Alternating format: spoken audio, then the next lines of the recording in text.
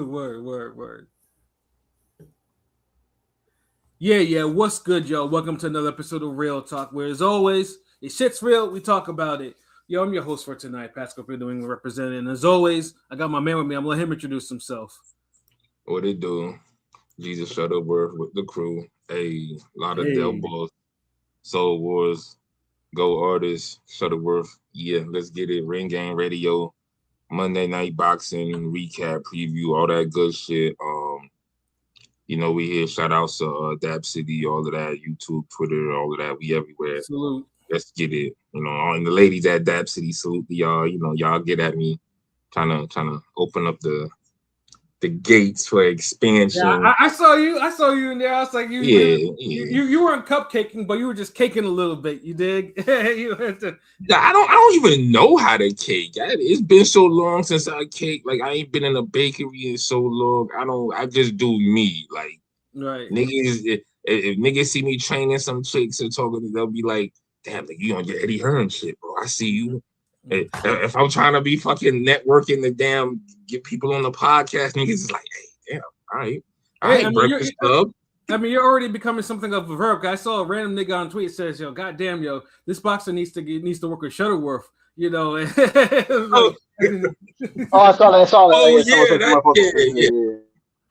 So salute my nigga Matt. Yeah, because that motherfucker, who the Tyler here, stick to basketball, bro. Yeah. I don't ever want to see him on the mitts again. Like, that was some of the worst uncoordinated shit I've ever seen in my life. Like, good God. Like, I don't ever want to see this nigga touch anything outside of a basketball. Like, seriously. Like, and I fuck with him as a basketball player, but whew, that boxing was, yeah, nigga. Like, cause niggas see my results. I have you looking good in one session, nigga. Shit. That's why he got punched in the face against Bam. So yeah, that's right. Yeah, that's right. Yeah. Like, so he was probably through this, like, bro, like those ugly ass punches, and he's dropping his hands, like, oh man, bro. Good shit, yo. That's funny as hell, yo. but yeah, we here. Let's get it. Word up, Ring Gang in the house forever and always. And as always, I got my other man with me. I'm gonna let him introduce himself. Hey, yo, what's good? You know who this is? Your boy King P, Bodega Box in the building. Ring Game Radio all day. Let's go. Monday Night Boxing. Let's get it. Hey, yo, son. So is anyone that needs to be banned from the bodega after this past weekend or the past news and shit? Or not a person, but a thing. Leg kicks are banned from the bodega. Fuck out of here with that fucking leg kicks. Yeah. Bro, like, I think I see like the kicks period might be just bad at this point. I think I kid you not. I think I've seen like 5 leg kicks this weekend fail. And I'm just like, bro, like the one that I sent in the group chat, and then the Conor McGregor, like, bro, like everybody's throwing a leg kick and failing ridiculously. Like, bro, just stop that shit. We already told y'all niggas that leg kicking shit is my roundhouse kick. Fuck out of here. You can't even land that shit. But King P, my leg is a bigger, more powerful muscle than my arms. Bro, nah, we're not gonna have you trying to roundhouse kick in the bodega and fucking kick all the snacks off the rack. Fuck out of here.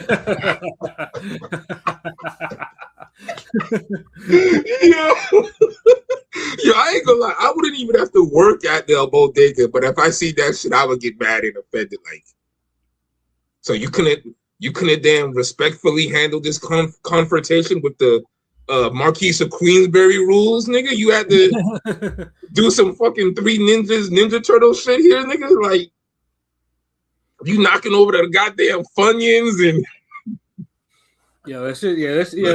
and trust me, we're gonna go into a little bit detail about that in a little bit. But y'all niggas stop the goddamn kicks. King P is right. Like, y'all niggas, y'all kicking on beaches. Y'all kicking like y'all.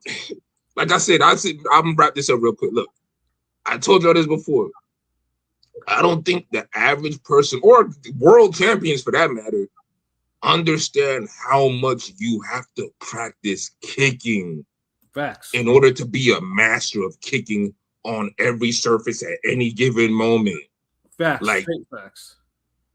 Y'all niggas ain't Superfoot Wallace. Y'all not Chuck Norris. Y'all not Don the Dragon Wilson. Y'all not Bruce Lee, Jet Li. You're not even Jean-Claude Van Damme. You're not in Van Damme. None of these niggas. Like you have to kick so much when you wake up out of bed, you kick out the fucking bed, nigga. Right. you literally kick everything, nigga. Like that's how much you have to be kicking. When you're so comfortable kicking, you could kick at any fucking time and just you kicking butterflies, you kicking like nigga, like y'all niggas ain't kicking like that. So stop thinking you gonna fucking effectively kick a nigga in a street fight. Cause that's not happening. That's it. As you can see, it's not happening. Yeah, no, that's we're not just saying this shit. No, just like I said, we're gonna get into Connor's bullshit in a little bit though. But I got my other man with me. I'm gonna let him introduce himself. Hey, what's Fly's Conscious Pilot, West Coast Avenger, #1 contender. Let's kick it. Let's go. Let's fly. Yes, sir. Can I kick it? Yes, we can. Conscious Pilot. He elevating above the clouds as always, man. You dig? But yeah, man. Before we get into some of the bigger news in boxing in the preview, man. I didn't think we were gonna do another. I was gonna do another rant on faded fighters so soon. But last week we did 2. Now this week there's another 2. Like one for Connor, which we're gonna get into in a little bit. But we're gonna go with the boxing first because that's respect right there. And because boxing is just better than UFC, And unlike Connor, because none of us are fan of Conor McGregor like that, but we love shitting on him. We were fond of Joe Joyce because we were fans of his his rise to boxing and unfortunately his short prime, his violent fights, his face first defense and shit like that. But I know me and Pilot were watching his fight in Russia. He was coming back after losing, after last year he lost to Hrgovic, in a fight that part was winnable for him. But I just didn't because Hrgovic didn't look like he was comfortable. With that. Yeah, I mean that went to the distance. Hrgovic didn't even stop him, right? If I recall he didn't even correctly. stop him. No, but it wasn't even really winnable. It was more winnable in the sense that if Flip just comes out and gives a damn and doesn't give a damn, Joyce has a shot. And what do you know, Joyce? I mean, Flip didn't really give a damn. Yeah, I mean, George won some rounds. It was like the 7-3 maybe, but he took a beating for sure. But and this he lost, but bro, he should have been taken up out of there. Like Flip just his career just basically consists of that Wilder highlight. Yeah, facts. He underachieved like a motherfucker, to be honest. To me, Hrgovic. It was that gift against Zhang. I thought he lost, but it was close. Yeah. But he got the win. Yeah, he should have lost that motherfucker. But he was never the same. Once he lost that, I don't know, he lost that mystique. I guess Zhang was never the same after his gift. Right. Yeah. Exactly.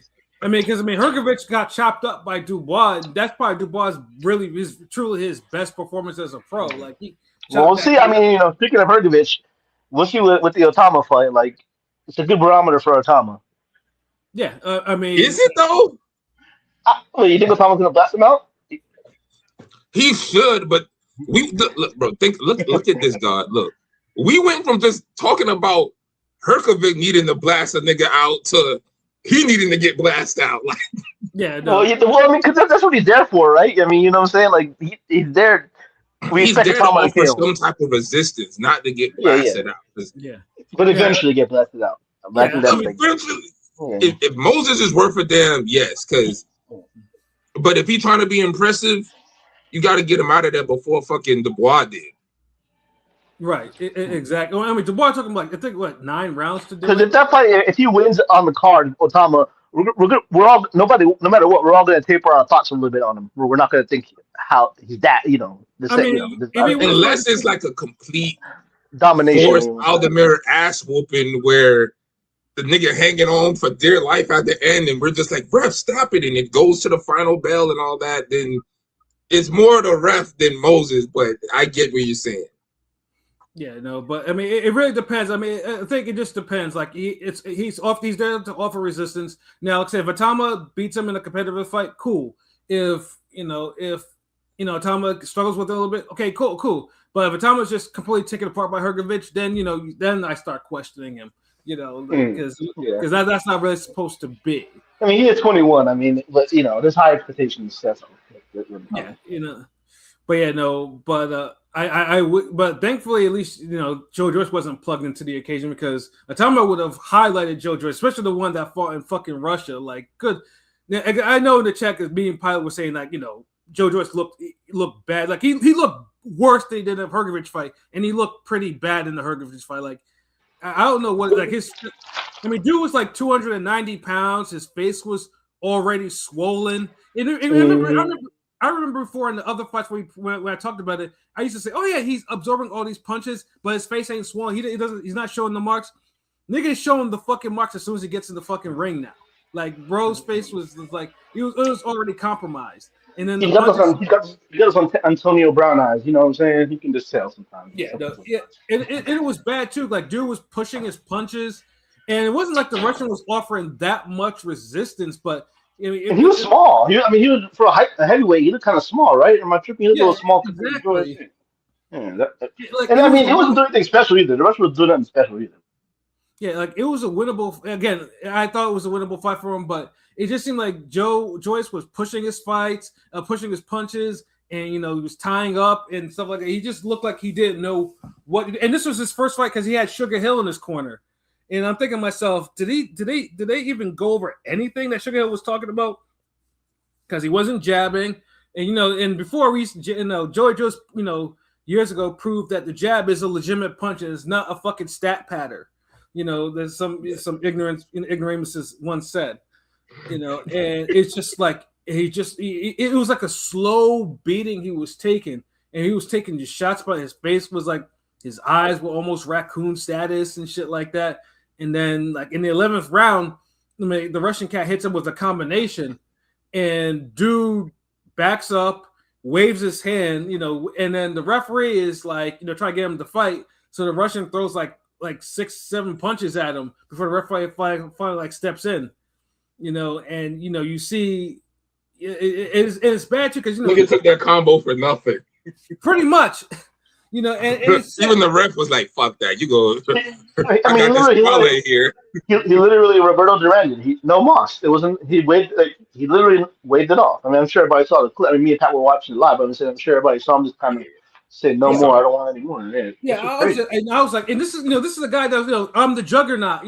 Having that big old. I ain't never seen the Juggernaut quit in no fucking comments. I knew it was over because he didn't come up. No.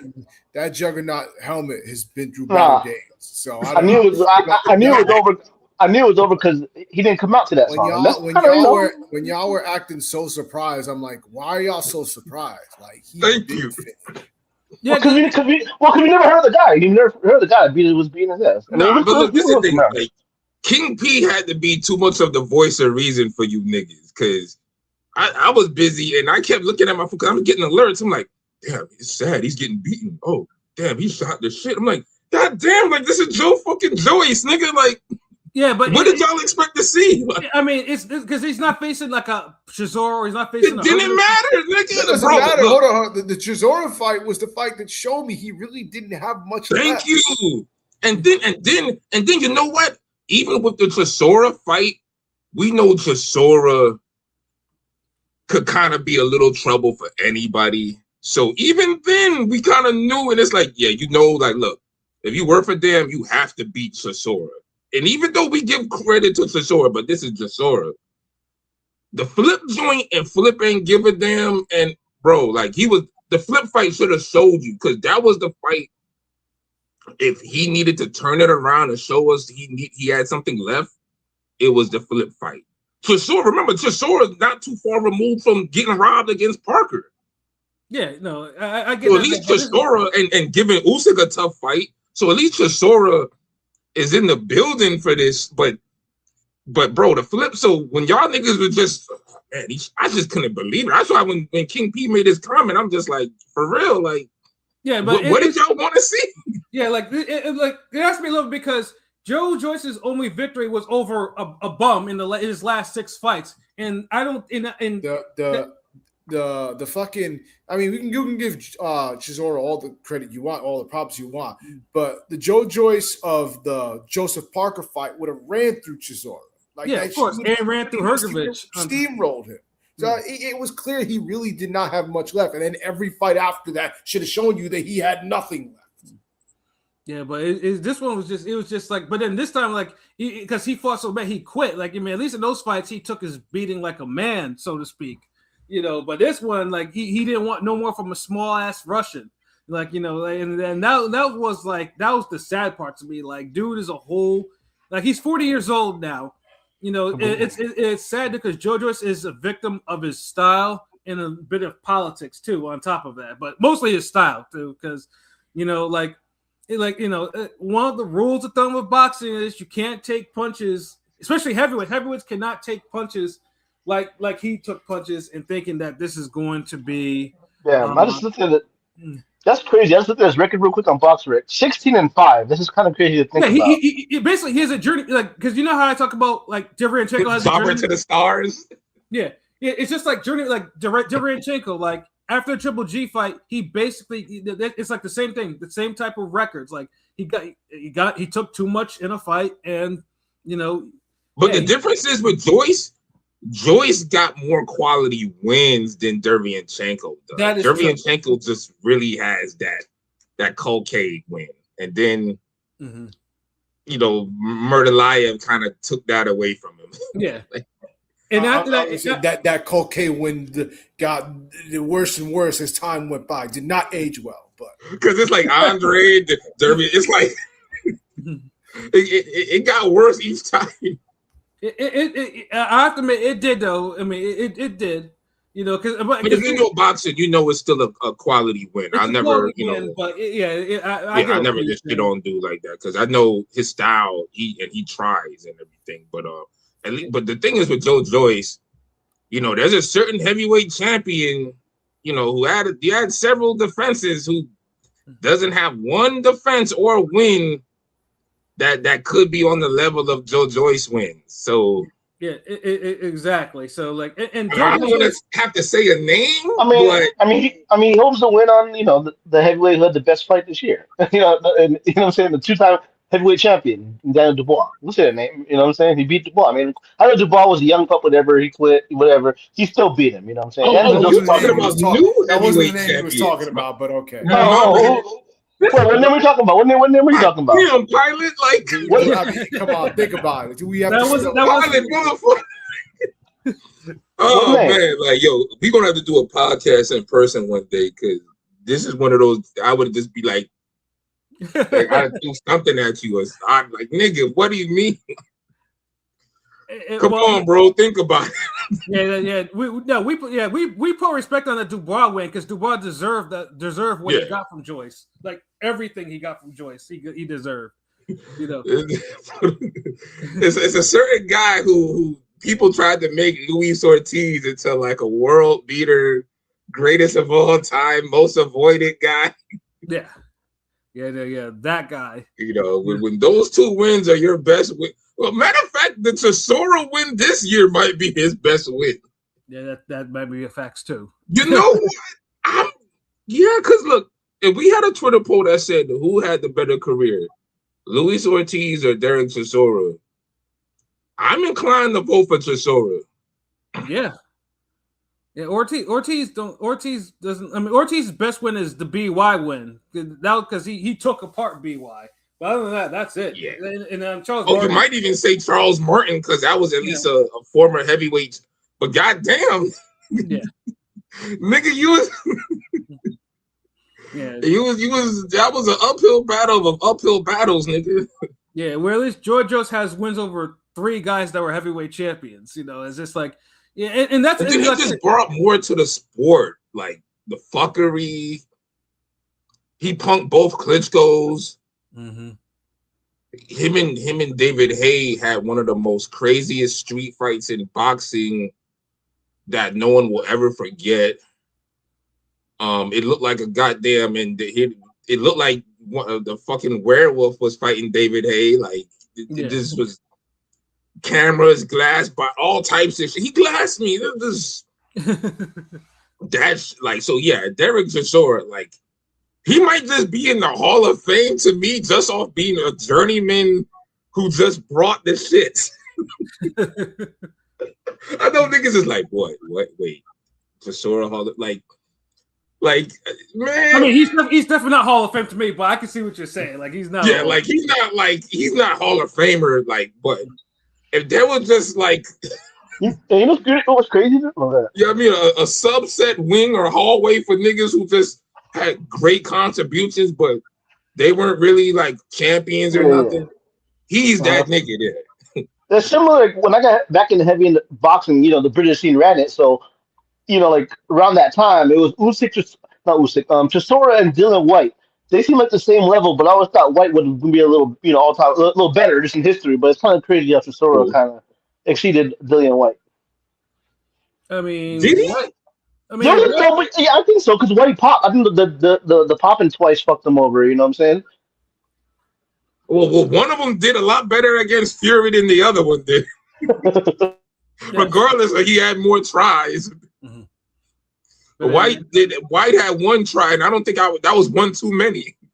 Yeah, that was a horrible fight. God, horrible. It was a horrible card. But I will say, Chisora White are going to be memorable heavyweights, just because their personalities. I guess. They've been in good fights. They've been in good fights.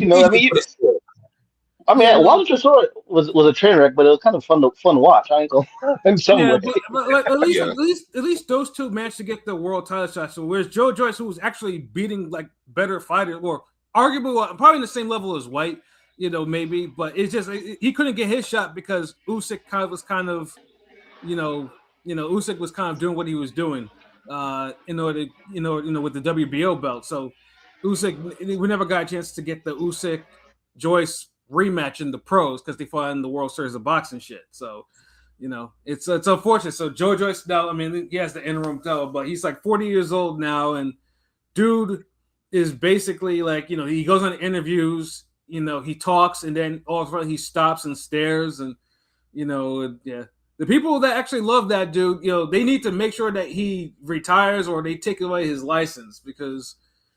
Yeah, it's you like 16 and 5. And they're not taking away his license, so yeah, good luck with that. But they just tell him he got to stop. But and you know what's crazy? If he won that fight against that Russian, who we'll probably never hear of again, he would have probably got the title shot against the and then the fight after the Gassiev fight. He probably would have got the title shot now. Probably, and like I said, and probably that would have probably happened. But now it's just like you can't beat this level of fighter. Like, no, now it's over. It's a wrap. Yeah, it's hopefully. Yeah. I mean, you tweet. I mean, our tweet from the account was the best. Like, he got to call it quits. Like, come on. I mean, it's common sense. Yeah, 16 and 5. I mean, like I said, it's a respectable record concerning who he's beaten though. But yeah, he doesn't need to be losing and giving up to small Russian fighters because. A small fight that cracked his Juggernaut helmet. Like, dude was Kane Marco that night. He wasn't Juggernaut. You know what I mean? For my comic book heads. Facts. And let's just be honest, bro. Like there's certain levels of who you're supposed to fall to if you're that dude. And if we ever get to the point when Jubilee could make Juggernaut quit, it's kind of time to end that character in that story. Like it's facts. You had a nice run because remember, this ain't Colossus, this ain't Gladiator, this ain't Hulk, no Thanos, no Strong Guy, no any of them niggas you could name back then. Right. From like dude who beat him was literally the equivalent of fucking Jubilee. Not even Warpath, like right. Like you're like literally like multiple guy or some shit. Like that's who you lost to, nigga. Yeah. You ain't even lose to no Cyclops, no Havoc, not even no Strong. Like you ain't have to be no Strong nigga. You ain't even lose to no Storm, you lost to Quicksilver, nigga. Like motherfucking like, come on, bro. Black Widow made you tap out, nigga. Yeah, no. Hey, Marquise, Jubilee got them sparklers. Though. I mean, in the new shit, they making Jubilee kind of like powerful as fuck, like high powered though. High powered, like yeah. But like, either way, damn. we gotta stop.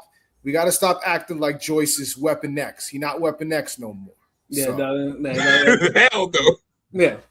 Yeah, that gem has been removed from his helmet. He's done. Like, that's he's never gonna be a juggernaut again. I don't even want to call him the juggernaut anymore because it's that name that got him probably that got him to the point where he is now because he's like I can take all these punches. Like I said, as much as everyone wants to be Oliver McCall, but Oliver McCall had was unique. No one can take that type of punishment, flush punches, especially heavyweights for that long. Like I mean, being on crack helps, but you're not even lying too, and the fact that dude is still fighting and still has not been KO'd, like legitimately KO'd, not like a bullshit. I mean, at the end of the day, we knew that this dude's like, I could just watch dude fight, look at his style, and say this was not going to be for a long time. So, yeah. And plus, he really started, right? He started like 33, 34 because he was in the amateur Olympics or whatever, right? Yeah. Nigga been living bad too, bro. Yeah, no. It like I said, I think we all want to like hope that at least it will get at least a world title out of him. But like I said, so sometimes you run to like simply with Hurd, like Hurd, we all like Hurd was margaritaing his way towards 2 belts. And then all of a sudden, fucking J-Rock, it looks like the biggest puncher in the world is like rocking him all over the fucking place. And then journeymen are putting their foot in his ass afterwards. It's always, I don't know why. It's just always funny with dudes with these type of styles. And they it evaporates. And it's like, sometimes I'll be watching them and it's like, do they even know what a fucking, it's like they forgot how to throw a fucking jab. Even the simple shit just goes. Mm-hmm. I'm like, damn. You can't even just do the basics no more. Yeah, it's really bad. But like I said, it happens to everyone. Like Aleem Karnacki, like we all say, like ever since when he absorbed 300 plus punches from Areola, he was no good. After that, like dude hasn't won a fight since before the pandemic. Like it's just rule of thumb. You can't face first punching is not the way, people. But you can't. You gotta move your head. You gotta defense. You gotta parry. You gotta do something. I mean, that was even less surprising because even with even when Adam Kaunaki was at his strongest, at his peak, I always thought he was quite a flawed fighter. And once that went away, once the ability to just take punches like that went away, it was all downhill. Yeah, no, that's the thing, God. These niggas is baking on taking punches too fucking much. Right. Yeah, it's just like you guys they treat heavyweight boxing is not a strongman contest, a tough man contest. You can't at least Joyce had other good qualities aside from being able to just take punches. So, he could jab. He could jab. He had a jab, inside game. But where he fucked up, if he would have improved on his style after he lost, instead of trying to just. It was the second thing. All types of shit. Nigga tried to be King P with the back foot boxing. He couldn't do that shit. He couldn't box or punch because he's not really a puncher like that. It's just it's like all he had to do was just start moving his head and do head movement drills and defense drills. Instead, they tried to change this nigga's style completely. Mm-hmm. But I think that's the thing I hate with boxing. But it was that second Zhang fight because the first one he got stopped on cuts. I don't know if I can't recall if he was boxing. His eye got close. He not cuts. I mean, eye. But I don't know if it was the second fight or first fight. Was he boxing weird, off the back foot, or I remember he was boxing weird in one of those Zhang fights, and it was all down. I think the second one he was boxing. The second one, remember, and then he gets cracked and he basically got slipped in the second fight. He got hit with straight right. Jared Hurd was doing that. Just got weird, and it's like, bro, don't change what brought you to the game, yo. Just improve it. And I don't know why niggas can't. This ain't a Wilder situation where a nigga just whole style and fundamental is just fucking horrible. Mm-hmm. Where you gotta literally lock this nigga into a gym and build him up from the scratch.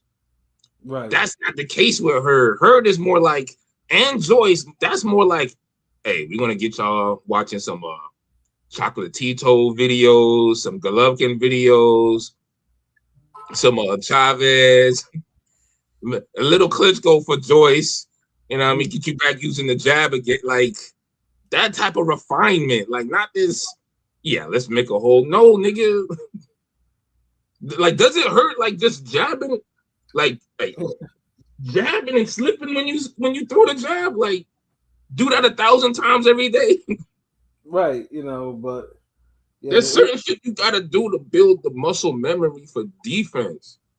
And I don't think a lot of people do that. I don't think people just train defense over and over. Just like how I don't think niggas train jabs over and over. Because look, nobody jabs like that. And when the motherfucker do decide to jab, y'all niggas think he's second coming to Larry Holmes.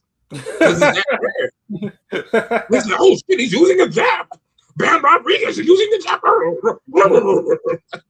Like, yo, calm down, grandpa. Like, damn. He's doing what he's supposed to do. Exactly. And it's just like, Joe Joyce, like, yeah, I think he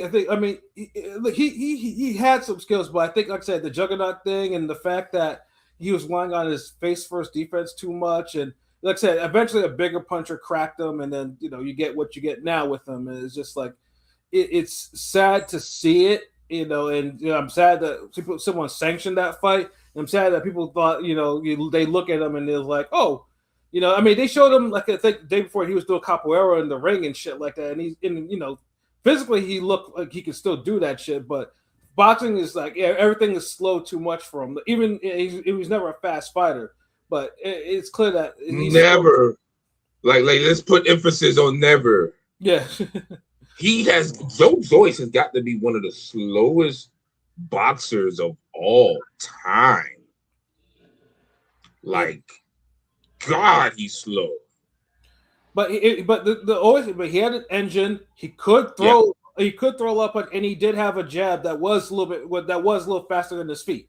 And all those things are gone. He had an arsenal, but yeah, it's like people don't understand. Like, man, defense extends your career, bro. Like, literally, like, if Joe Joyce might be a different boxer if he took 500 less punches. Yeah. Look, and it's so crazy. He's gotten hit so much, you don't know what hit does it. So he might have a different career if he got hit with 400 less. We could go down to 300, 200, like. Right. Because it's that fucking bad. Yeah, no, and it was just sad to watch. And like I said, hopefully that's the end of his career. And meanwhile, on the UFC side, the UFC, and we've talked about UFC before. Brother. Ugh. I guess we gotta go on fucking old heads. Like, yeah, no, you see, because UFC, and we mentioned before, UFC has a hard time building new stars because riddle me shocked. TKO can't build stars for shit. Yes. Where have I seen this before? Literally everything they fucking. What do you mean? Well, they just signed Jalen Williams. It's all good. NBA championship. Brother. but you know what? Yo, wait, hold on, wait. Real quick off of that, because Pilot brought that up. Shout out said nigga Bruce Vane. I saw one of his videos the other day, and he made a great point about they do it on purpose. Like yeah, the Bud calling Bud Kendrick Lamar. Yeah, they did it on purpose. That was kind of funny. It made sense. Even with the press conferences, when you bring the boxers to the UFC events, or you name them, or like, and no one knows anybody, like, I look like I agree with that nigga. Like, they do that shit to undermine boxing. And I say it like this, basically, because all y'all black, y'all will get this. You know how white people sometimes just, I say white racist people, first of all. Clarify that. And, you mean basically all black people just look alike. Whatever. No, not that. But you know how sometimes if you catch them by themselves, or if they have the power or the authority, they'll do shit just to kind of have like inside jokes amongst themselves about black people or minorities. Yeah. That's what that shit is to me. It's passive. It's a little passive. Whatever the joke was, it wasn't funny, and it didn't make any sense. Yeah. No, it's funny. That's the thing, God. It's funny to them. It's funny to them in the back office. It's funny. It's a Wilson and a Tony. It's funny to them because they're the only ones that are in on the punchline. We're not in on the punchline. Because that's the racism aspect I'm talking about, nigga. Like they're literally doing they're literally doing it on purpose. No, but y'all come across a fucking racist ass tweet on Twitter and it gets so many likes and retweets. You think that's the same thing, and then basically it's the same shit. It's open racism. I mean, I don't know. It's obvious, they do it. Yeah, they love it. They love it. They really love that shit. They love that shit, man. A tweet and then doing that in your whole production style and inviting niggas and it's like you're like that's the thing about racism and that shit. They can do their little inside jokes and it to us it's like damn that's an awful lot of trouble just for that. But for them they're like oh they love that shit. Like that's how the world works. Like that's how judges and lawyers.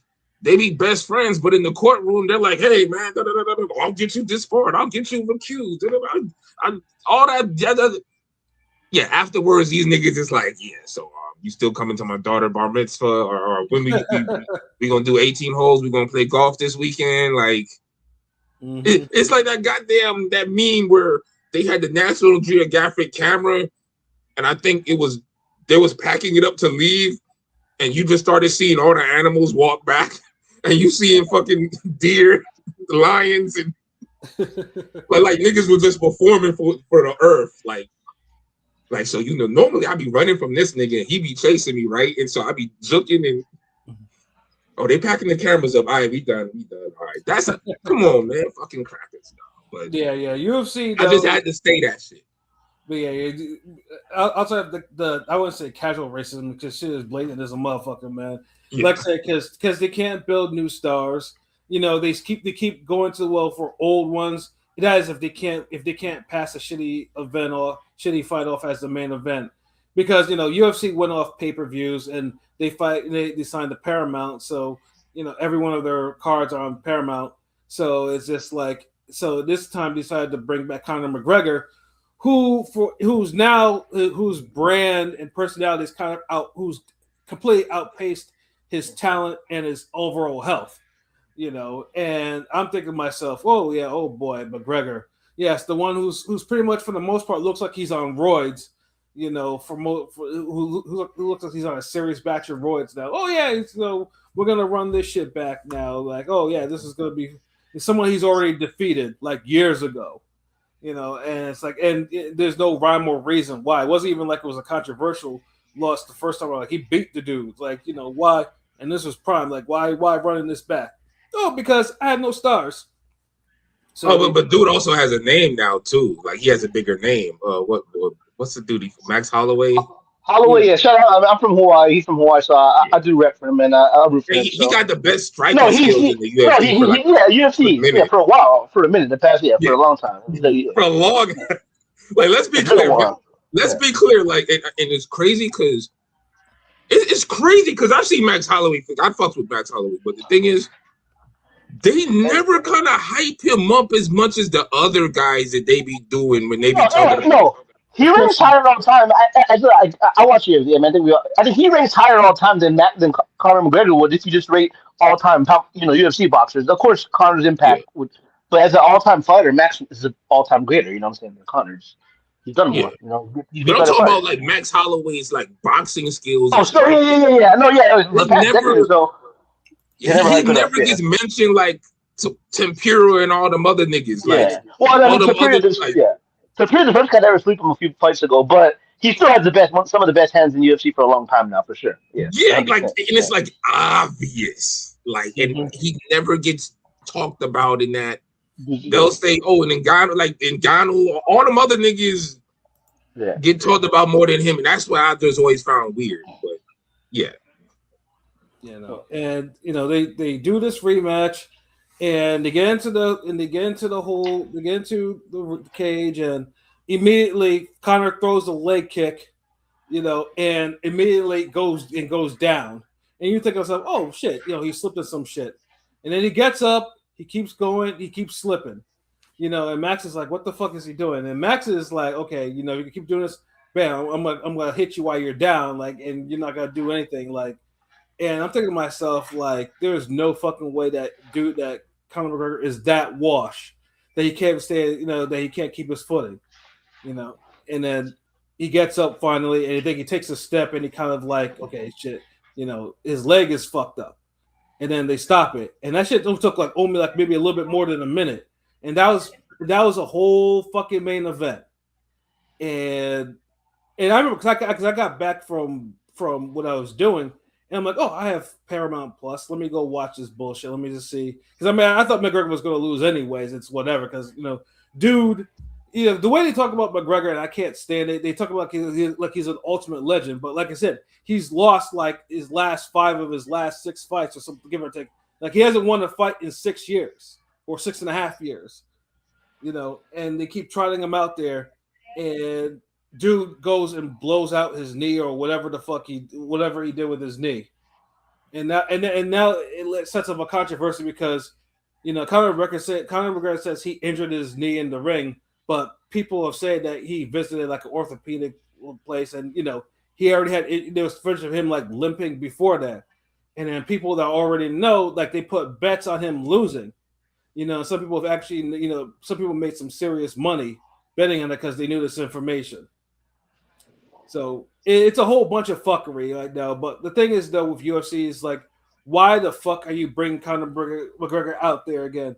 He's 38 years old. He's had some horrific lower body injuries, like not just the leg, like the ankle and shit like that. Like, dude is washed. Like, dude shouldn't even be tried out for anything. Like, put him on if you want to get some uses out of him, put him on the fucking mic. Like, do something like that. But yeah, like I don't know why you thought like put him back in the ring was anything. But that mushmouth nigga ain't got shit to talk about anyway, though. Like, he ain't the best speaker either. Well, I mean, when he's being racist, he's a pretty good clear speaker. Yeah. No, I mean, if you're on Twitter and stuff, you couldn't avoid the tweets about the fight, right? You know what I'm saying? It's all over the timeline. So it's like, at least I think for me, but it's just you can tell his heart wasn't in it. The shit talk, somebody trying to hype up the shit talk. I'm like, come on, it's over, bro. He ain't fought in 5 years. Last time we saw him, he snapped his leg in half. Basically, his leg got fucked up, in a similar way. You know what I'm saying? He couldn't even stand that time, but still, it's like nobody believed that shit. I don't know. Yeah, and like there's so many things going on with that fight. That fight probably needs to be investigated too for a lot of different reasons. Because there's also another rumor that I saw on there that that basically Conor McGregor wanted like first I think he wanted to postpone and then he wanted a simpler fight and then they won't give it to him because I think he owes TKO like one more fight after this and they didn't want him. And I think the UFC wants to basically want him to be damaged goods. Like they did to Ngannou, when Ngannou had that knee injury, and Dana pretty much wanted him kind of beaten up. I mean, all the UFC legends, every single one that have really good accomplishments, they all go out sad. All the greats of UFC, it seems like, especially compared to boxing. When I compare it to boxing, yeah, some guys go out sad in boxing, but the UFC guys that used to like be headliners, multiple champions or whatever, they end up fucking curtain jerking. That tells you all you need to know. That's by design, bro. Yeah, I mean, think about it. You only got a hand. Like for every hard luck story you could talk about in boxing, there's always 10 other good ones. Because boxing's that big, that history, all of that shit. And plus, there's so many different scales of success in boxing. But with UFC, when you just look at all the top niggas, and you have to look at all the top niggas because the pay scale and the celebrity is so horrible in the UFC, you're only gonna really know the top niggas. Right. They're the ones who only really get the type of money and opportunities where they could change their life for forever and their family and all that. So you what George St. Pierre? That's one. Like, y'all want to help me name some others? Well, it's all time. I mean, Jones didn't go out too sad. I mean, yeah, he had some trials and tribulations, but he's Well, Jones. I mean, sad and like because they couldn't find anyone to beat him. But yeah. But I'm saying like he's not a guy that went out. Watched him beat himself and yeah. He got to retire on his own terms. Well, he didn't get the White House fight. Like they're kind of tarnishing his career in the Well, later because he's a stages right well, because he's a black nigga in the UFC. They didn't want, But then I also he's feel like one of us. he should have just took the money for the Nagano fucking fight, the Francis fight. that and the Espinal and the fucking White House fight. Yeah, Look, no, bro, I don't know what you're already in I the don't think you're already in the goddamn racist ass UFC. yeah. And if you're already looked at as one of the GOATs, and they're making an event that's supposed to be their GOAT event, then yeah, I'm gonna just be a part of it. Then, like, I'm gonna definitely like, and that's a blip on this shit. Mm-hmm. Like, it's like LeBron never going into the slam dunk contest, but he always running his fuck box about it. Right. That's a blip, nigga. We subtract something away from your Hall of Fame, from your greatness, overall greatness, when we start comparing you to guys like Kobe and LeBron, and Jordan, all of the niggas. Mm-hmm. Yeah. Shit like that matters. But luckily, Aspinall kind of went out sad with the quitting on the eye shit. So he kind of right after with the guy John tapped out. The guy John tapped out. So it's sad ending begets another sad ending. Because before that there was a lot of the duck talk. I know he kind of ducked Nagano, but it was more so the Aspinall shit because the white boy, the Briton, he had some hands. Yeah. And he was kind of, Jones kept ducking him, even though it don't look good that he ain't fighting none of them niggas though. Yeah. I think him moving up, he knew some of the guys. Francis is a big motherfucker compared to him. You know what I'm saying? Yeah, he was. I mean, Jones could have probably won that fight, but it's a little risky. Ain't like Jones was a little nigga though. Like, yeah, he's not.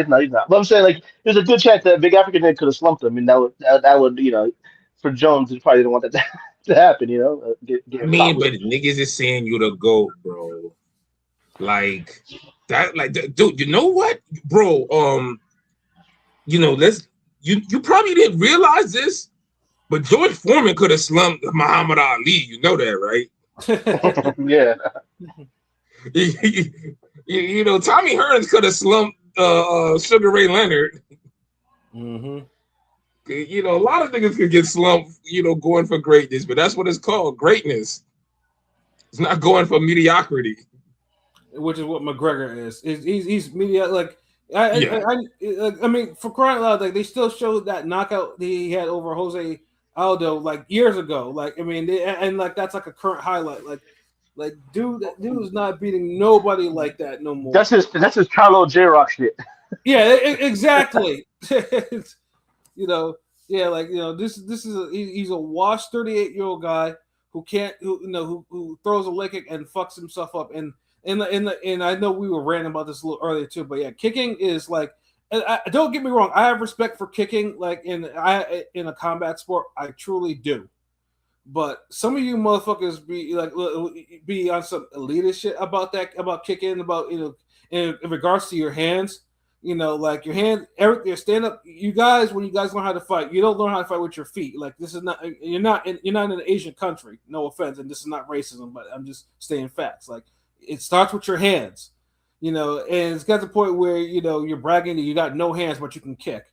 What part of the game is that? like facts. Too many niggas is bragging about they could kick, and it's like they got no hands, and it's like, bro, like. Mm-hmm. In the grappling shit too, but we're not going to keep it with the kick.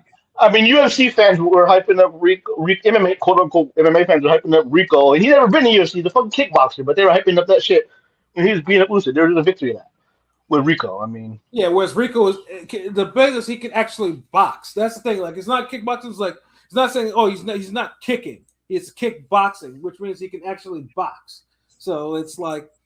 It's just the level that he displayed was a little bit extraordinary, but it's just like, but like I said, people were just, oh yeah, people can go and do this to an elite boxer, and he could do that, if he wanted to step into the UFC, he could do that to top UFC fighters too, but you don't want to hear that, but yeah, you motherfuckers though, you guys gotta stop, like if you're over here talking about, if you're over here bragging about your kicking, but you're injuring yourself kicking and shit like that.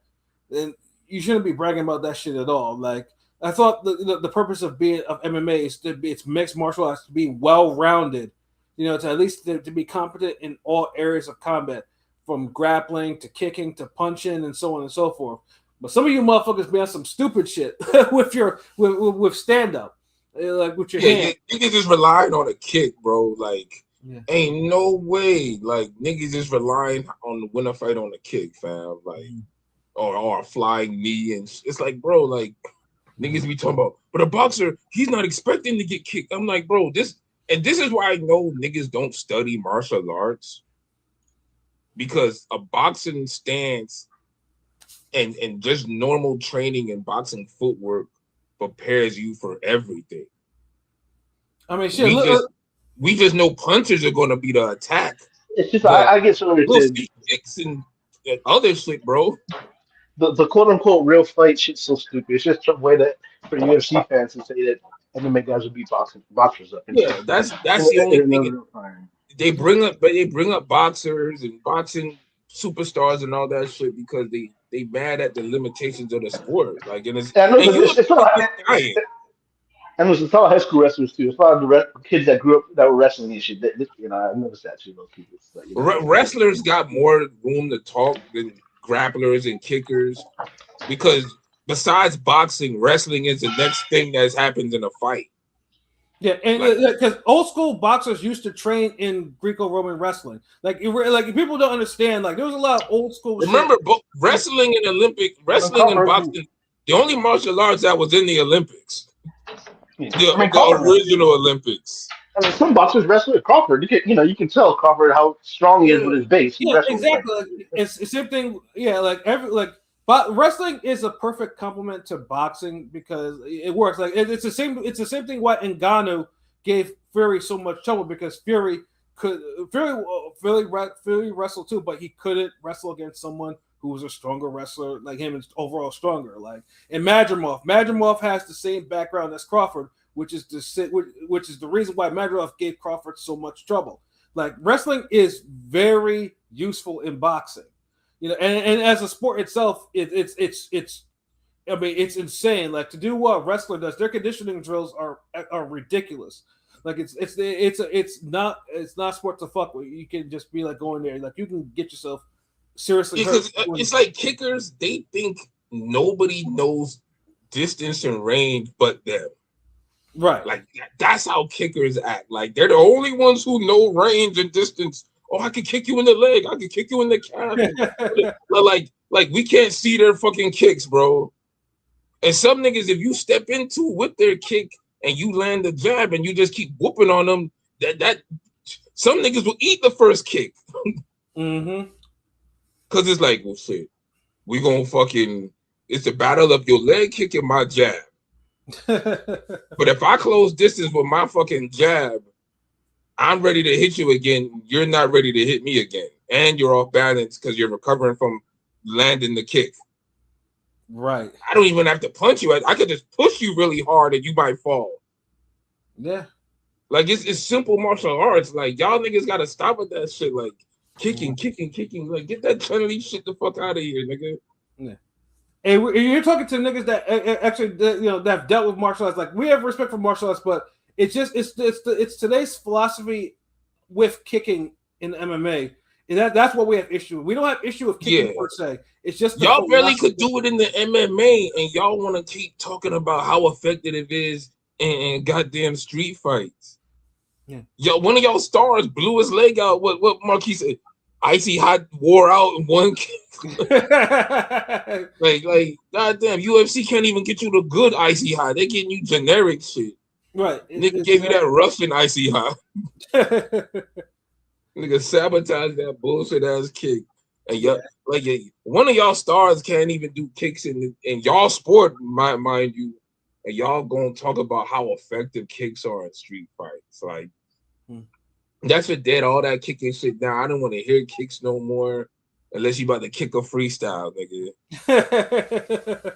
Or you got some new kicks, nigga. Like, all this fucking kick. Yeah, like, for real. Though. And in UFC, stop trying to. I mean, if the rumors I hear about Conor McGregor having one more TKO, even though he's going into surgery this week, well, like you motherfuckers just bring it onto yourself. Like you like yeah, like y'all just got money to just throw away to this dude. That's it. Yeah. Like I said, because Conor McGregor, like I said, and, you know, his brand, his personality outpaced his talent, and we've seen it in boxing before. People, you know, people's like the brand outpaces their talent or becomes level, you know, with what it is, and it meets water meets its level. And McGregor, it's no longer it's surpassed. Like there's no water for him. Like bro is he's finished. Like there's nothing left for him. Like if you want him damaged, you know, so be it though. But you know, if people start rebelling about the problem because you keep bringing them back, even though he hasn't won a fight in 6.5 years, well, that's on you.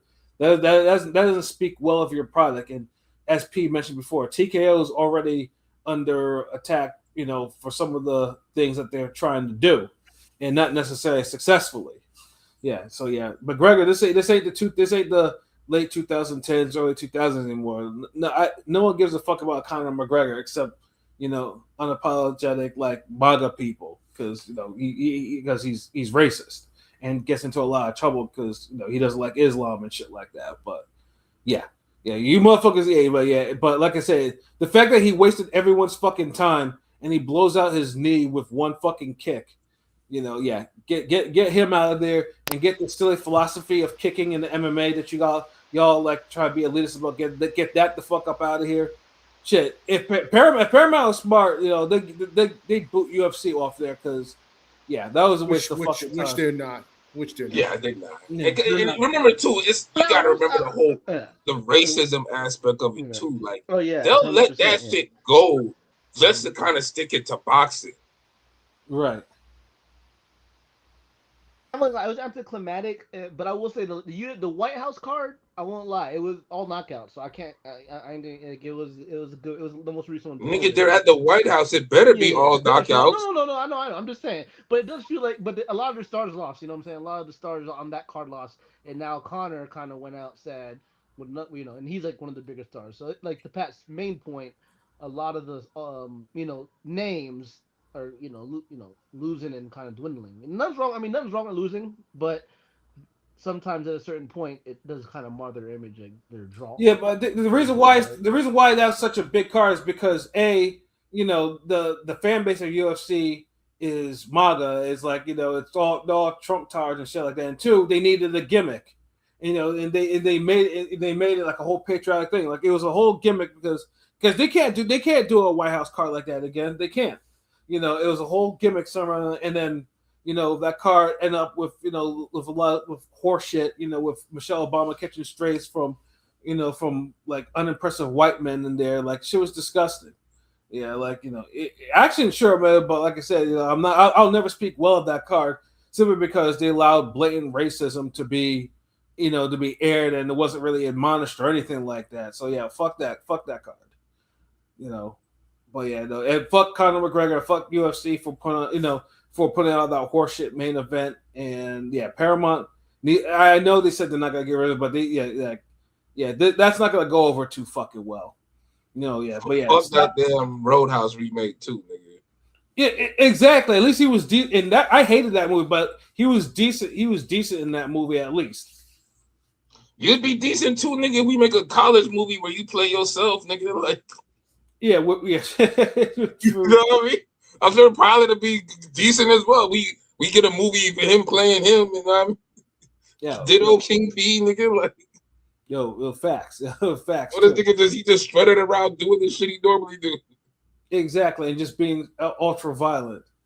You know what I'm saying? But yeah. Faded Fighters. Hopefully I won't have to do this next week, but of course Errol Spence is in 2 weeks, so we'll see if I have to make it. Nigga, this might just be the month for the month for just faded niggas, yo. Yeah, like I said, because you know, because I have the feeling that he'll probably get slumped by Zoo or get brutally beaten, but you know. But both them niggas faded. That's the crazy part. I don't know who to pick in that shit. Yeah, it's gonna be exactly what it's either gonna be Spence or Zoo, but I'm looking at it because Spence is, you know, he's sleepy eyed now, whereas at least Zoo looks like, you know, he can, you know, he wakes up in the morning, has some energy. He's just, you know, he's a little, you know. He's a little younger. Yeah. But it's like we say that, but then Zoo also has worse defense than Spence. Which is sad to say, but yes, it is. It's very true. So that's what makes this shit hard to really gauge. I don't get why people. Again, I was kind of high on Zoo, but I don't get why people are still high on Zoo at this point. I know why he should be favored somewhat, but Spence is a better fighter. So it's interesting because he hasn't fought in 3 years. It's a bit because the reason why is because I harped on this so much long is Spence is damaged goods. Like there are a lot of fighters there that at their prime their skills were good, but physically you can't you have to take the physical. Like if they're out here not reacting the punches the way they're supposed to be, or they're doing stupid shit, after getting hit with some heat, then you can't do all the skills in the world is not going to make me overlook the fact that they're not taking punches correctly. Do you think real quick, Pat? Do you think Zoo's going to blast him out in a week or 2 weeks? I mean, it's very possible. Like say he's going. Nigga, wait till the podcast episode. You worse than a fan, bro. Like I'm just wondering. What we're talking about. We're talking. Yeah. I mean, I feel you. But yeah, I'm just mentioning because, like I said, because I just hope that next week in 2 weeks after after Spence Zoo, I won't have to go on another rant because of another fighter that shouldn't be fighting. Got pushed into the ring and see, Arrow, the whole PBC thing got me back into boxing heavy. So I was, even though I was more of a Bud guy, I got sentiment. I'm hoping Spence can pull off one more, But it's better for the sport if Spence wins, but Spence that type of guy where all his fights are always it's better for him to win than for the sport if he wins. Mm-hmm. And he's in that again. Yeah, no, but speaking of PBC though, one of the major news from this past week now is PBC finally joins DAZN. And it's gun to the head. It's interesting too because for some reason that was the last piece of the puzzle. It really was, and it's just like the cipher is now complete for the most part, except obviously Zuffa boxes his own entity, but at this time Zuffa get ProBox, get ProBox then. You know what, bro, I'm not. That's actually a good because ProBox is, but the owner's been so outwardly against Turkey, so it'd be a hard, Then again, we never thought PBC would bite the bullet, right? I guess. And truthfully, I mean, I want ProBox to succeed regardless of what they're doing, but but ProBox is talking about, they're gonna start charging for their service again. Yeah, well, unless the card is even though they know they're gonna quit in a year. No, there's a ProBox card next month, this week, but this is the last one on YouTube. The rest is going to be on that new subscription shit. So they might have, even though Gary Jonas, who's very anti-Turkey, he may have no choice if he wants to keep his company alive, right? At this point. Yeah, and honestly, like it was because I think this is why PBC got into DAZN because PBC had been. I mean, they're still going to air fights on Prime Video and stuff like that. They're still going to be whatever, but that relationship clearly hasn't born any hasn't like anything like hasn't built any stars, hasn't done nothing really. Amazon treated PBC like a bottom bitch. Like, you ever notice the streamers are fast or like they don't have any time to. I mean, I don't like to pause the milking, but like it seems like they have to be done by 8:30 my time type shit. Like 9 o'clock. No, Amazon is mainstream. They know what people want. They focus on the casuals. They don't want that long drawn out shit. If we start the card at 8. That main event is starting at goddamn 11. We wrapping this motherfucker up 11:55. Post-fight interview. Yeah, we out of here, Bob. Yeah, that's it. Yeah, and there's nothing wrong with that approach, but I think the issue with them obviously is like the free PBC cards we get are either the Australian cards or anything with Tim Zoo on it. It's either one or the other. If Tim happens to be Australian, great. It had to be too many pay-per-views. Yeah. They couldn't give you enough regular, decent cards that it was like, okay, we'll tune in for this. A nice quality doubleheader. It was always some bullshit that just might end up being good. I mean, I think 3 years they had 2 to 3 free cards. Everything else was pay-per-view. And the pay-per-views weren't no shit that it was like, okay, we've been asking for this. This is pay-per-view. I mean, their bread and butter was the Showtime triple headers. I mean, they're not free, but it wasn't pay-per-view. It was just the triple headers that would have a title fight type shit. And exactly. And it's like we're not even getting that level of shit.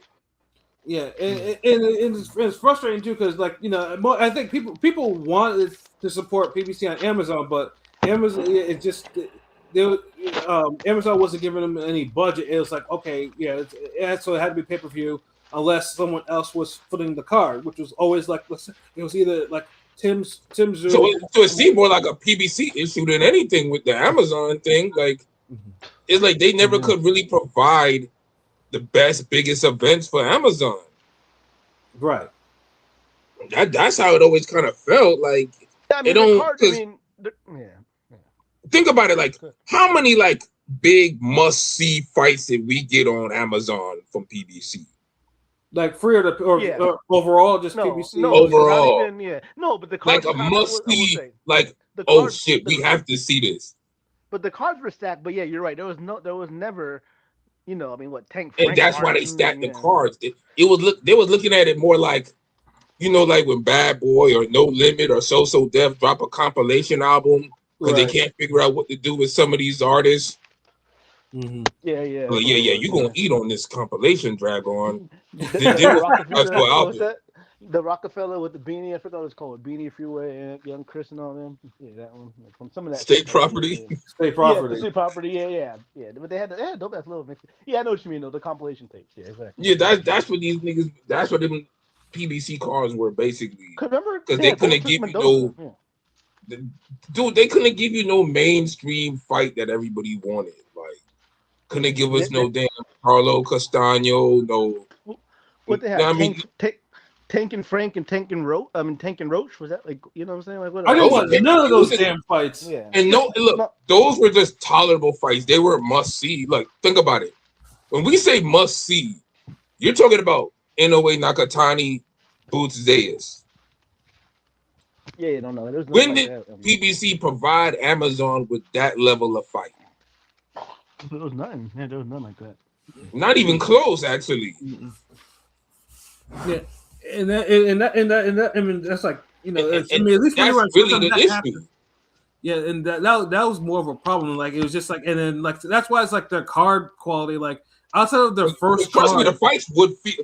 Amazon would feel bigger. The Amazon shit would feel bigger if we got bigger fights. Mm-hmm.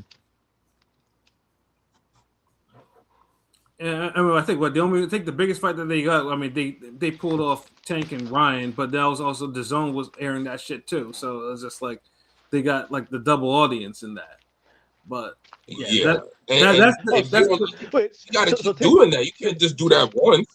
So Tank Ryan wasn't Showtime. It was Prime, huh? Okay. I'm pretty sure. Was it Prime? I'm pretty sure.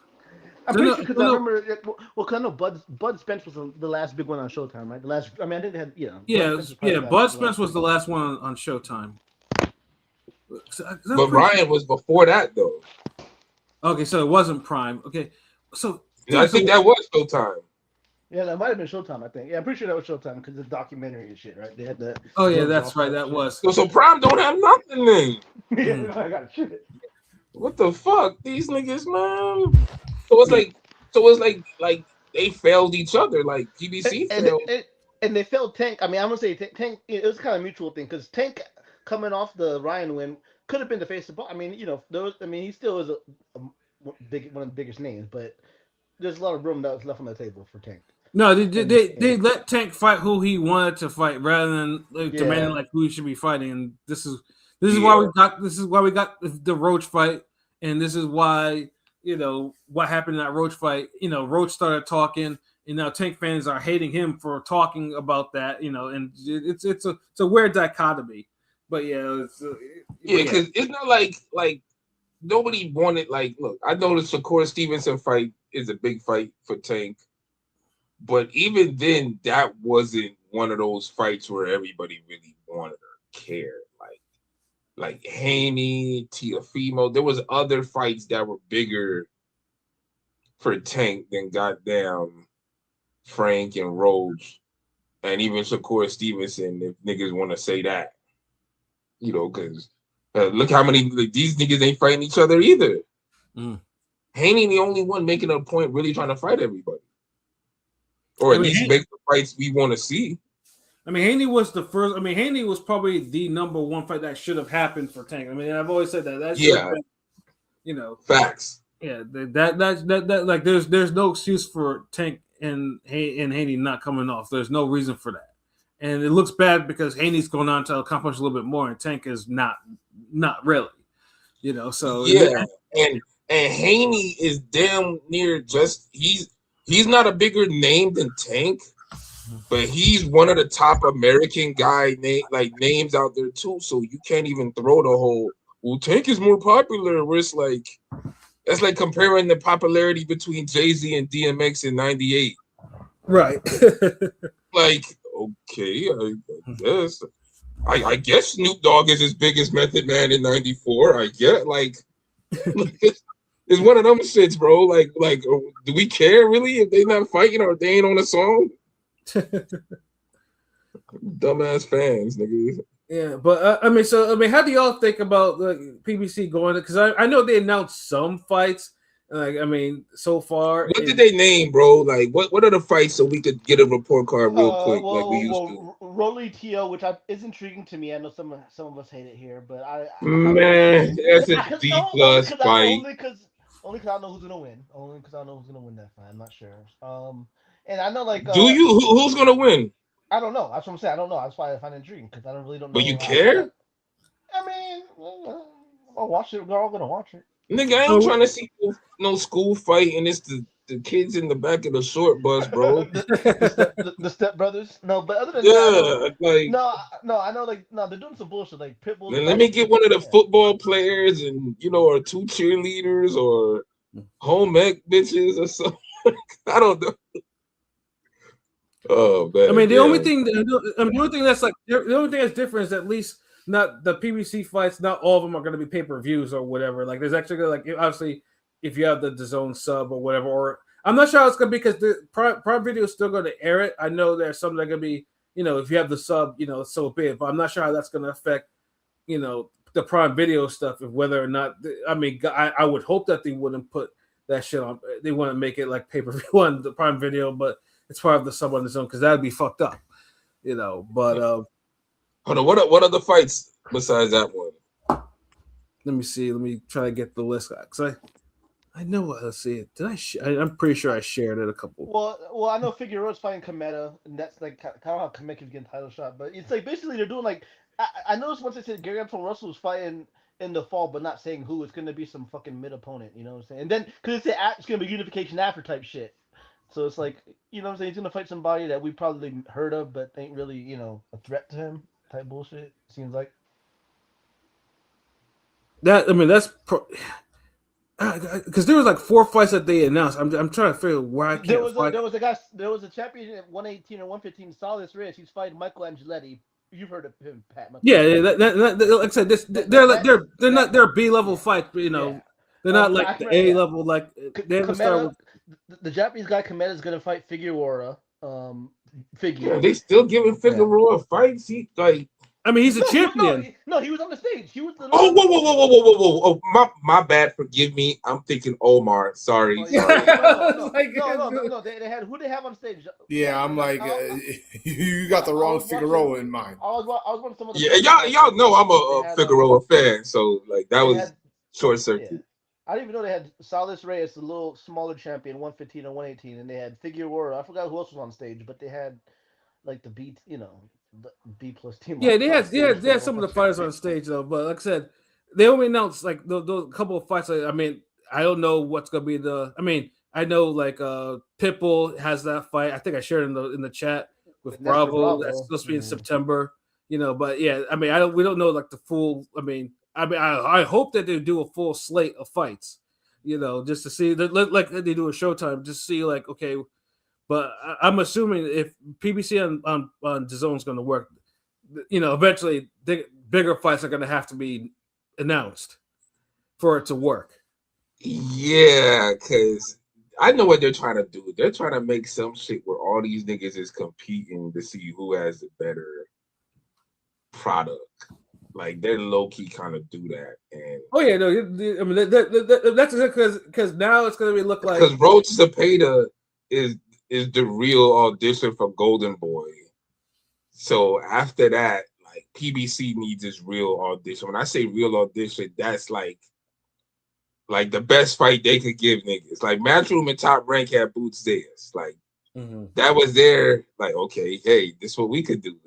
And Top Rank had the Mason Bell. Okay, Golden Boy gonna have Rose Zepeda. Yeah, PBC has to bring something on that level of those previous fights. Especially can't be nothing worse than Bell Mason. Yeah, especially because obviously, I'm pretty sure they're gonna get a fight. They're gonna get a fight day on TNT as well. And like I say, and Golden Boy gets theirs with with Roach and Zepeda. So it's like, yeah, they're gonna have to they're gonna have to step up the game, the matchmaking game. Like they can't just put any old fight like no jobber. Make it a division that matters. Like really make it a good fight, because I know PBC sometimes get a little lazy with some of the matchmaking. Yeah, so yeah, and like I said, man, I just hope that when PBC does do this, because PBC on the zone, like I like competition, so it's like anything that makes these niggas like, okay, look, if this promotion is doing this and they're gonna get more time on this, more airtime on there, fuck it, let me try to get my shit to right. That's what I'm just hoping that that's what we get out of there, though. I do feel it's funny though, because I know there are tweets in it, because I know there are people getting at Ellerby, because Ellerby was like, yeah, I'm never gonna have my fighters fight a nap, and people were tagging him left and right. I don't think he responded to any of that shit though, but people don't forget that No, it's like nothing's permanent, man. Well, Ellerby one kind of goes with the Floyd, but also Espinosa's gone too. It's kind of crazy. I saw the former guy that used to run OTX, this black dude, he's basically running the PVC DAZN thing. It's kind of cool to see. I'm shocked he actually got up. That's good, because OTX. It's sad that because OTX ran out of money though, but the OTX cards were fire to watch. I enjoyed those cards, so I'm glad that they got if they're getting some new blood to kind of look over their matchmaking. I'm all for it. Especially the guys, and that's what we need actually in the sport. We give too many niggas the same chances over and over and over. But I can tell though, with Top Rank, some of the B-sides ain't the same B-sides as they used to be in a sense. So, but I think the budget's a little tight all across the board with everybody underneath in one banner. But as long as we get the big fights eventually, I don't mind some of the weaker B-sides. You know what I'm saying? Yeah, we need a big fight this year, bro. Everybody else gave us a big fight except PBC. Yeah, and I refuse to put Thurman and Fundora as a big fight. That was not a big fight. That was just a street banger. But you need a real single for the label. But I'd say the biggest fight they had this year was Benavidez Zurdo. Even though I know it was on the zone too, it was PBC, right? So. Yeah, Benavidez Zurdo is PBC and Golden Boy too, and truthfully, that card was fire from top. They kind of got to give us their own thing. Like you can't, look, you still got 5-6 months left this year, bro. Like they have to give us something in the second half. Like you can't ride the whole year off of Benavidez Zurdo, nigga. Right? Yeah. Like chill with that shit, nah, nigga. What the fuck y'all about to do now?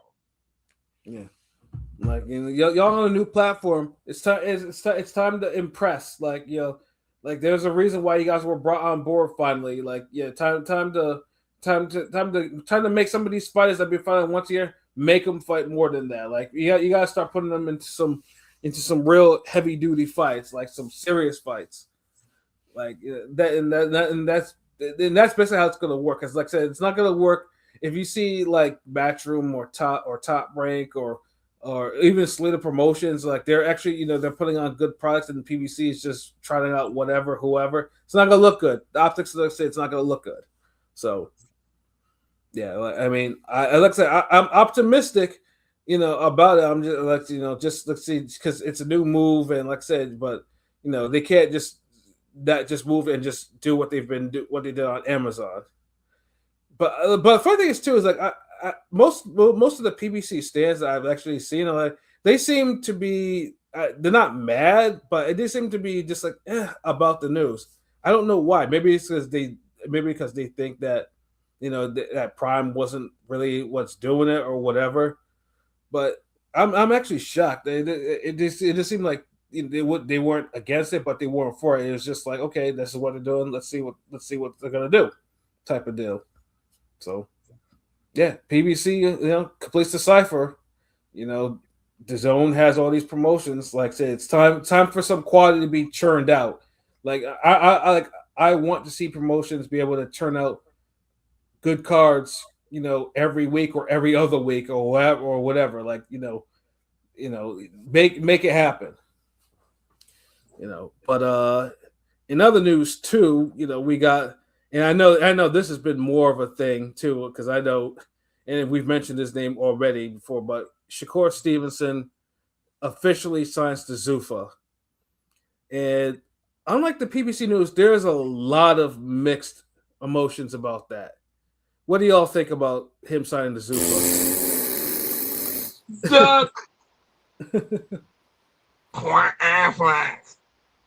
Yeah, no, I'm not feeling it at all. It's just like, why? I mean, I know we talked about him firing Rayo, but truthfully, I don't really feel any heat from that fight. I'm like, it's cool if it happens. Dude, I fucks with that fight. Rayo will put hands on Shakur Stevenson, man. Like, that's a low-key good fight. The only reason it looks bad optic-wise is because you can't, even though Rayo talked up the fight and everything, and he had a good performance he just came off of, you can't fucking trot out Haney Shakur, and them niggas been building that shit up for a minute, and then you let them rebuild it up again, and then it just keeps looking like Shakur don't want it. You keep seeing Haney saying, yeah, 144, yeah, this, yeah, da-da-da-da. Yeah, you could do this. Yeah, you could beat a Rocketeer and fly into the ring first. Yeah, you could do this.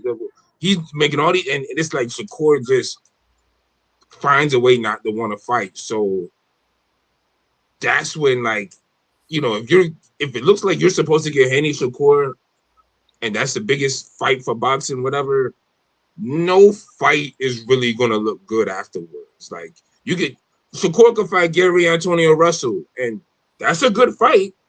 Oh, Antoine, not Antonio. Antoine. Yeah, Antoine. I'm sorry, Gary Antoine Russell. Sorry, not Angry Fist. That's why I be calling him Angry Fist. I be fucking up the name. He could fight Angry Fist, and that's a good fight. But you just literally waved Devin Haney Shakur in front of us. But the 144 shit's really soft from Shakur to non-stop saying.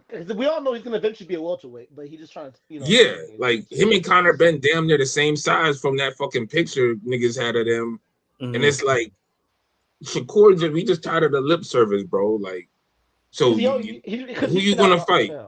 I mean, because we can talk a tiny bit about the Shakur Shannon thing. We can incorporate. I mean, like, he's just been out there. Shakur's been kind of on a press run, and it's just every time you hear him saying he's small as Tank. Nigga, you are not small as Tank. What the fuck are you talking about? Like, what do you mean? Like, he's Tank was only big because he was undisciplined. Yeah, no, Shakur is bigger than Tank by far. Once you seen Tank get serious for the Santa Cruz fight, you got to see naturally how big Tank is, his stature, and he's maxed out at 140, obviously, and it's not even a good max out. It's what y'all niggas said Lomachenko was at for 135. Yeah, basically. So even it's like the Haney fight didn't happen. It probably never will happen because the size is too great now. So Shakur fight ain't going. So it's like Tank got to make other fights, but Shakur got way more fights to make than Tank did. Tank, it was more so of a window. But even then, he got the Ryan Garcia fight. Shakur can't even do that. Shakur's gonna have to drop his belt because we talk about the Haney. Haney has 8 more days if he's gonna do the purse bid with Devin or with Keyshawn Davis, or what I'm saying, type of thing. So. Because I heard the WBO Gustavo Olivieri, whatever his name is, he was on an interview. He was talking about how he's not getting jiggy with Zuffa. So WBO is gonna either vacate or make these niggas paws strip these belts. You know what I'm saying? They're gonna strip these belts from him. You know what I'm saying?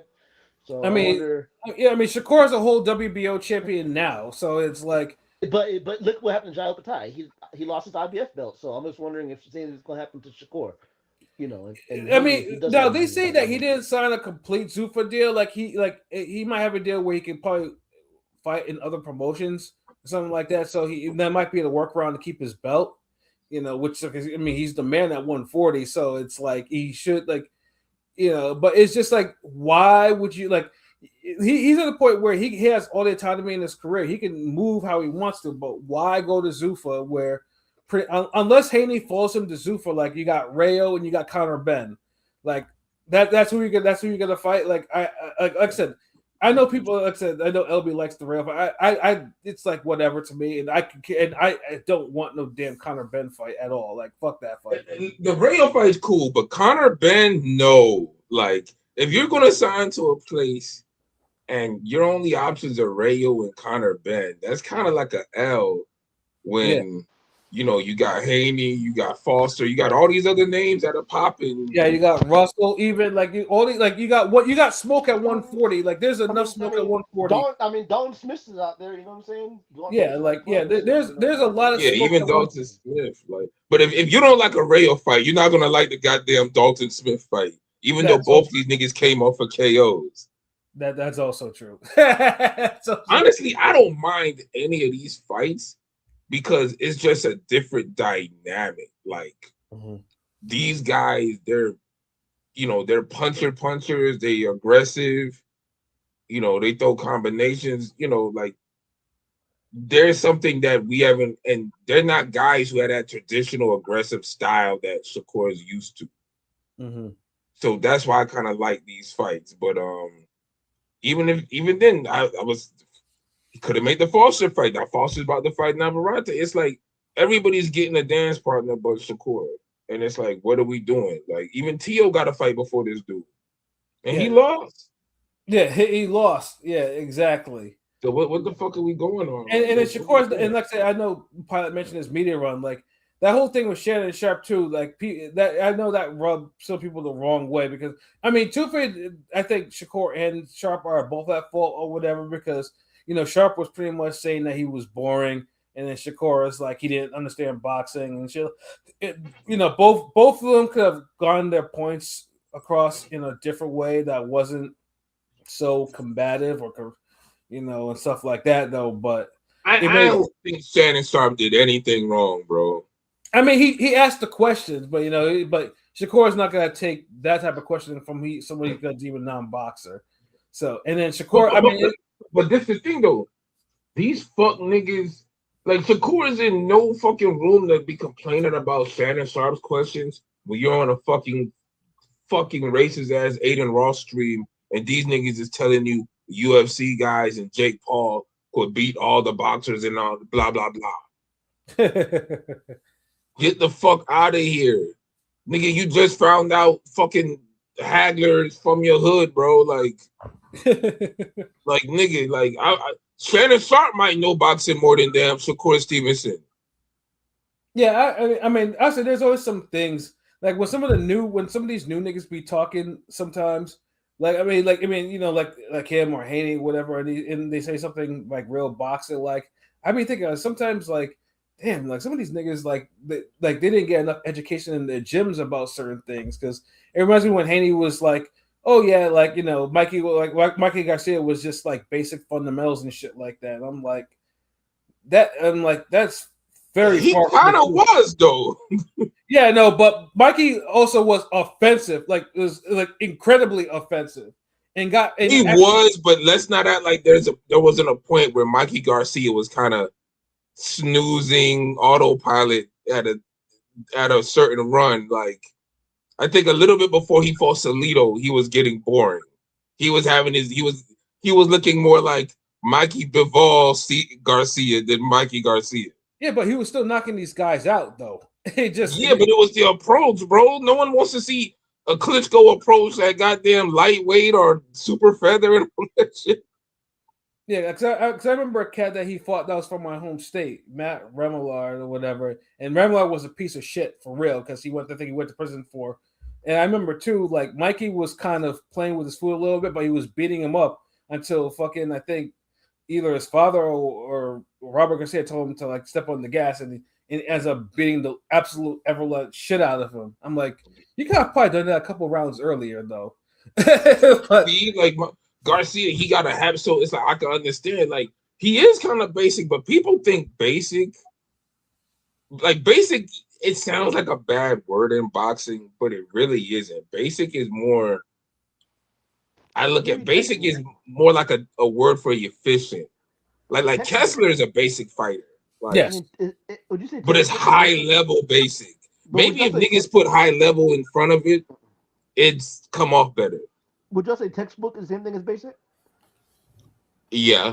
I mean, the problem with that people have with basic would be like it plays into a whole aesthetic thing, like, well, the fight it's not aesthetically pleasing, or it's not like we have a certain way we want it to be, and basic is just like, oh, it's not exciting. It's not like there's no flash. There's no flashiness. Yes. Yeah. I mean, I feel you, but then basic people look at basic as a level thing too. Like it's and I, like I said before, dude was like a level 1 type of shit. Yeah, and I said before, Mikey was nonchalantly elite. Like there are niggas that wish that had that type of lackadaisical attitude, but had elite talent like Mikey. Like he was like one of the few that I can say that he was elite and he probably didn't give a damn. Like that's a rare combination. No, that's facts. That was facts. But yeah, that's how. But I honestly, it feel like Devin Haney watches more of the boxing like sport as a whole than like the previous boxers from other eras than these other niggas. Yeah. But Haney calling somebody basic is kind of ironic. Yeah, exactly. It's just the word because I mean it is ironic because he basically because Mikey offered more on the offense than Haney ever did. Mikey Garcia is a more dangerous fighter than Devin Haney is. Like even if skills and you just put them together, Mikey Garcia is a better fighter. He's more offensive. It's harder. To his credit, I'll say this with Haney. I'll say it to credit. If unlike some other people, but if you're gonna be basic, at least like be basic at a high level. Like not like some other whose name I will not mention, the de-evolution versions of Haney that be talking shit and aren't even basic at a high level. De-evolution. I like that word. De-evolution. Yeah, I'm assuming it sounds like it's another Zuffa fighter you're talking about. It's just like niggas used to be like, Felix Trinidad is one-dimensional, and it's like, yeah, but he's like at the highest level of one-dimensional. Yeah, that one-dimensional will clean your fucking clock out. One dimension was crazy and came from both hands. Like it was crazy. Yeah, exactly. Like Kessler, one-dimensional. Like he 1-2 you the fuck out this world though. Yeah, 5 world titles ain't nothing. Yeah, no, I'd be basic too and just win 5 world titles. I wish that type of basic. Yeah, these niggas be like, yeah, he's basic. Like, there's a lot of niggas who it's like the sum of the total parts. It's not one thing that makes them special. It's everything put together. Like, yeah, the whole is greater than the sum of its parts. Yeah. Yeah. Right. Not this whole world. He had elite speed or he had an elite chin. Like, usually if you're an elite fighter, you have to do more than one elite thing. Mm-hmm. And I know this is where people struggle with Shakur a lot when they kind of describe his style. Like, offensively, it doesn't feel elite. Yeah. Yeah. I mean, defense, he's hyper defensive, because although he's shown the ability to fight in the pocket and he can do it. When he doesn't fill up the red, when it's an old ass nigga or somebody not on his level. Like, yes. Yeah. Anybody that's near his level, he ain't doing that shit with that, especially if there's somebody who doesn't fight like a Mexican brawler. Yeah, like Zepeda is probably the outlier, but even this nigga was talking about his head was hurting and shit, and he probably won't do that again. So it's like, he only did that because he knew that was something he could handle. He knew that was the style. Like, yeah, I could take a little bit more of a risk with Zepeda. You ain't taking that with those Santos. And that was like an audition. That was like his first turkey bag, so he that too. Yeah, because and I think he knew too. If Shakur knew that if he had a dud performance in win or lose or whatever, that niggas will, because this nigga stays on Twitter. Niggas will let him have it. So and that too is like remember the Patty dude he fought before, the electrician dude? Yeah. He was a golfing talent, and he fought and tried to fight Shakur hard. Mm-hmm. So it'll look bad if you're the challenge, whatever. Like that guy tried this hard against you, and then you can't put that effort into a bigger fight in your next fight. So yeah, like he had to level up. He had to have that performance, but he afraid of Tio. Got them fast hands. He got KO power. Even at 140, is not as, but it's still destructive. Mm-hmm. And if you a nigga who don't want to get hit, who don't like getting hit, then you're not gonna engage. Even if you're beating the shit out of niggas with jabs, all this nigga did was give us Winky Tito for 2026. That's seriously what he did. Like, pissed me off. Like, yeah. And it's like this nigga Winky was buckling damn Tito with them jabs. Right. You know how hard and many times a nigga gotta hit you with jabs when you start your legs is buckling off a jab. I hate these boring ass jab fest, boy. Like, yeah, and Shakur it's like, I mean, I'm not sure if Shakur is like, if he thinks it's going to increase his profile or the fact that he just, I mean, obviously Top Rank, he probably Top Rank was like, yeah, no, we're good, and Matchroom was probably like, yeah, no, we're good, and PBC is, didn't want to sign the PBC, didn't want to sign the Golden Boy, so it's like, hey, Zuffa there, so I mean, I hope that he has some kind of leeway with this contract though. But yeah, I'm not gonna be jumping for joy for a Rayo or a goddamn Conor Ben fight, which are like the only fights I can see on there, unless maybe Ryan Garcia goes there. I just feel like the boxing gods would somehow find themselves involved in a Rayo fight. Mm-hmm. Conor Ben not so much, but the way Shakur been moving. Like Rayo's a perfect vessel for the boxing gods. Like I think it's like Shakur at that point where he need to get a little humble now. Mm-hmm. I mean, it seems like that will probably be the first fight that they'll actually make, because I mean, barring any type of defense that he has to make, unless Rayo is ranked by the WBO, I can easily see them be like, okay, yeah, let's make this fight for Rayo, and then see what we got here. So it just don't feel like. If it's like since Shakur ain't really, because I don't even think Shakur responded to calling him out and all that. So that's why I just kind of feel so dismissive. Like if Shakur would have kind of gave him some energy, the fight to have a little more, oomph to it, a little more substance to it. But right, you knocking out a motherfucker that knocked you out, and then you destroy this nigga, knock him or whatever, knock him the fuck out. And then you start talking about, Shakur this, that, and that shit just kind of just dies over the weekend.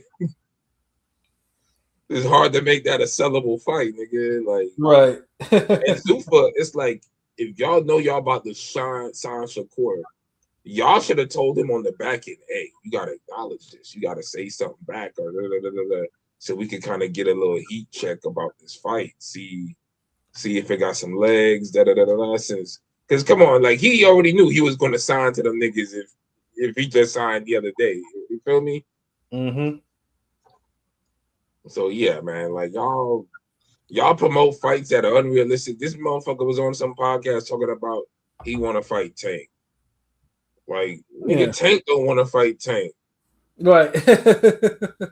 Like, what are we doing? We waiting for a nigga who fell out fights with Schofield and Haney.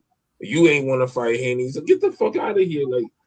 Like just fight somebody already. God damn, that's the main problem with Shakur. Yeah, fight somebody and just get the shit over with, because we can't be 7 months into the year, almost 7.5 months into the year, and you haven't fought anybody. No fights yet. No fights scheduled. None of that shit.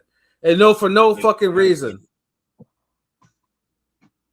Yeah, so yeah, Zuffa, do your if you're gonna do this, do your fucking job and get him a fight. But yeah, Shakur though has to know that he has to make all the right moves, or he's gonna get criticism again. Shannon Sharp won't be the only other podcast host that will probably say, "Oh, he's too boring" or blah blah blah blah blah, in there. So yeah, he has to get that shit together. Yeah, but we'll see how it goes. But yeah, so I mean, we do have we do have a card this weekend. Thank goodness for that one. Basically, we got in the main event, we got. Why am I forgetting the actual name of the shit? Oh yeah, Aleem Aleem and Pacheco. Diego Pacheco, and Pacheco, has been kind of on a slump.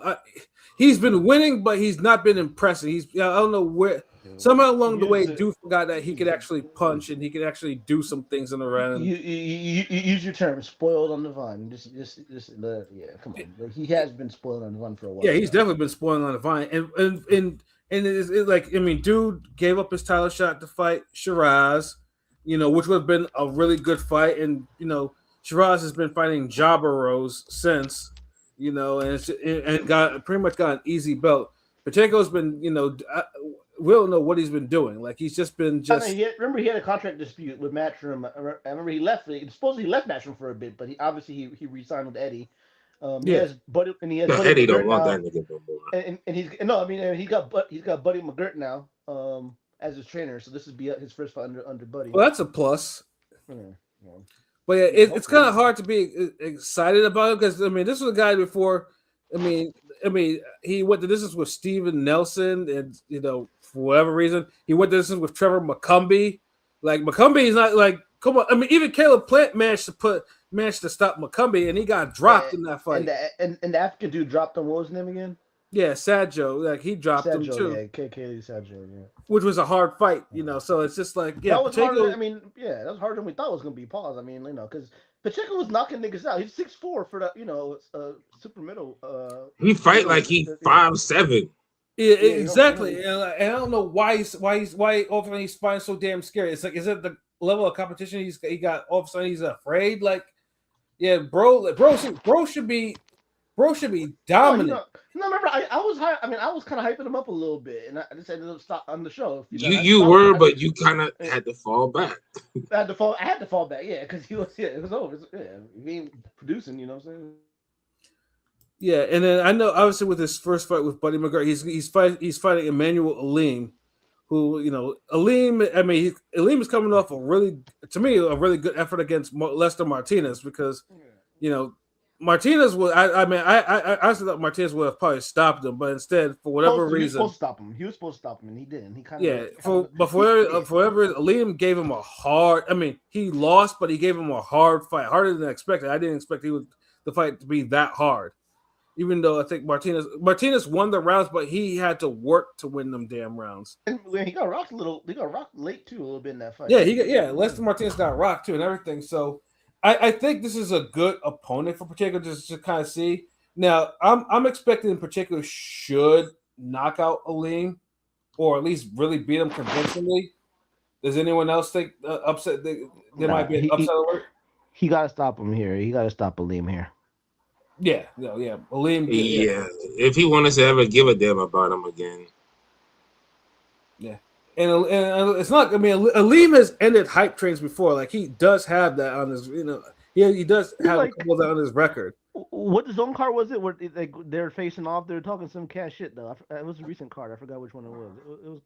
It was decent though. I mean, I've seen him like a couple of times because he used to be deep on them PBC cards, like the prelims cards or the cards after the main event. Like, I mean, Aleem had something, but I think I don't know where it went wrong with him.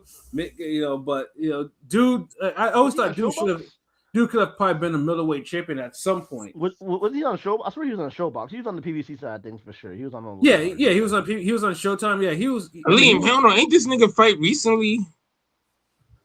What? Aleem? He fought Lester Martinez on Pro Box. I don't know. Yeah, Lester Martinez. He fought. Oh, okay, that nigga. Okay, he's fighting Pacheco. Yeah, he's fighting there. Man, Pacheco. Man, I don't even know if Pacheco even knocked this dude out, bro, because.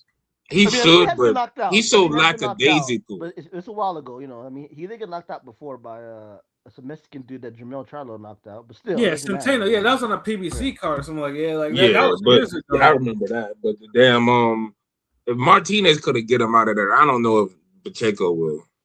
Yeah, because Lester's nice. I mean, Lester.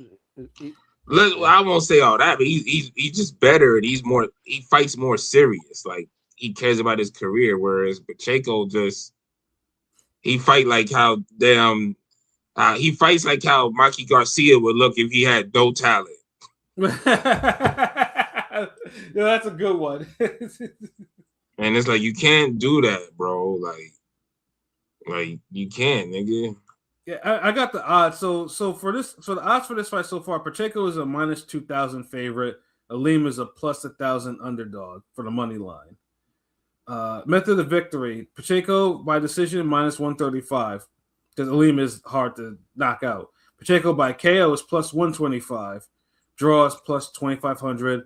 Aleem points decision is plus 2,000, and Aleem KO is plus 1,400. So, yeah, I mean, they're expecting Pacheco to put away Aleem, but like I said before, Aleem does come to fight. Like Aleem is not like a pushover, and it will be fun too because being 6'4" and Aleem is 5'9", so it's like.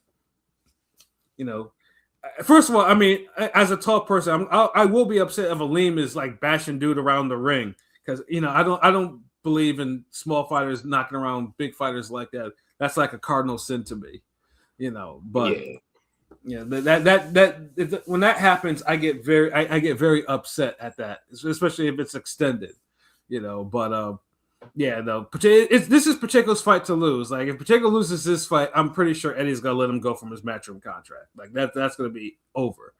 And like I said, he better show out to impress. And then in the co-main, you got Andy Cruz coming off the Murataya fight, and which was to me it was a hell of a fight. For a guy that only had like 6 professional fights, like he pushed Murataya, even though Murataya clearly won the fight, but he made that shit hard for him at times. I don't know about clearly, but that was a really good fight, though. Yeah, I really dig that fight, though. I forgot what my score was, but I didn't walk away thinking Murataya won that fight. But if you had him winning, it is what it is. I did because I thought Murataya pulled away in like the last couple of rounds. I think it was like I had like maybe 115, 130. I think that was like my score for that.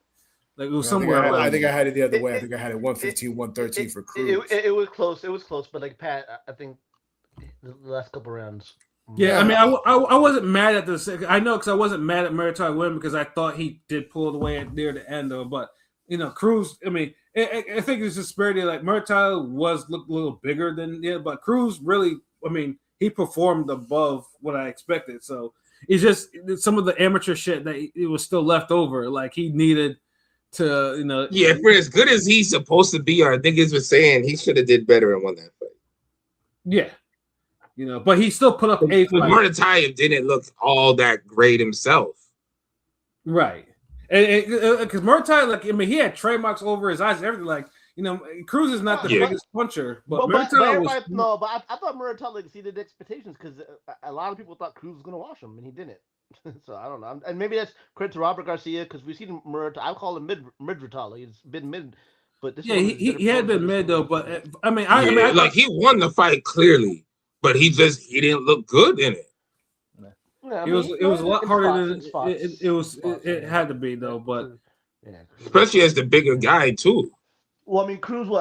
They talk about Cruz going down to 130, and you're like, and he's like in his early 30s, like. And like going down to 130 at that age, I don't know, man. Like, I don't know. 130, 135 have competition, so it's like, and like I said, he's not like he's like he has like all these fights at 135. Like he's only had 6 or 7, So it's like my whole thing is just like, bro, like if you're truly skilled like that. Like 5 pounds shouldn't make a difference like that. It's not like 140 to 147. Nigga, this is 130, 135 type shit, bro. Like or cruiserweight to heavyweight type shit, Yeah, like or middleweight to super middleweight type shit. Like nigga, this is like all you guys at 130, 135, y'all around near the same size. Exactly. Like, y'all not even in the era of the big lightweights. Y'all not fighting no Brandon Rios or nobody. Facts. Y'all ain't fighting no heavy end. What's that? Or like Mike Alvarado type cats or anything like that. Yeah, y'all not fighting these big heavy motherfuckers. Like nah. you know. But I mean, originally he was supposed to, fight Albert Bell, but you know, he got replaced because Bell decided to go for the title, which good for him. He deserved it.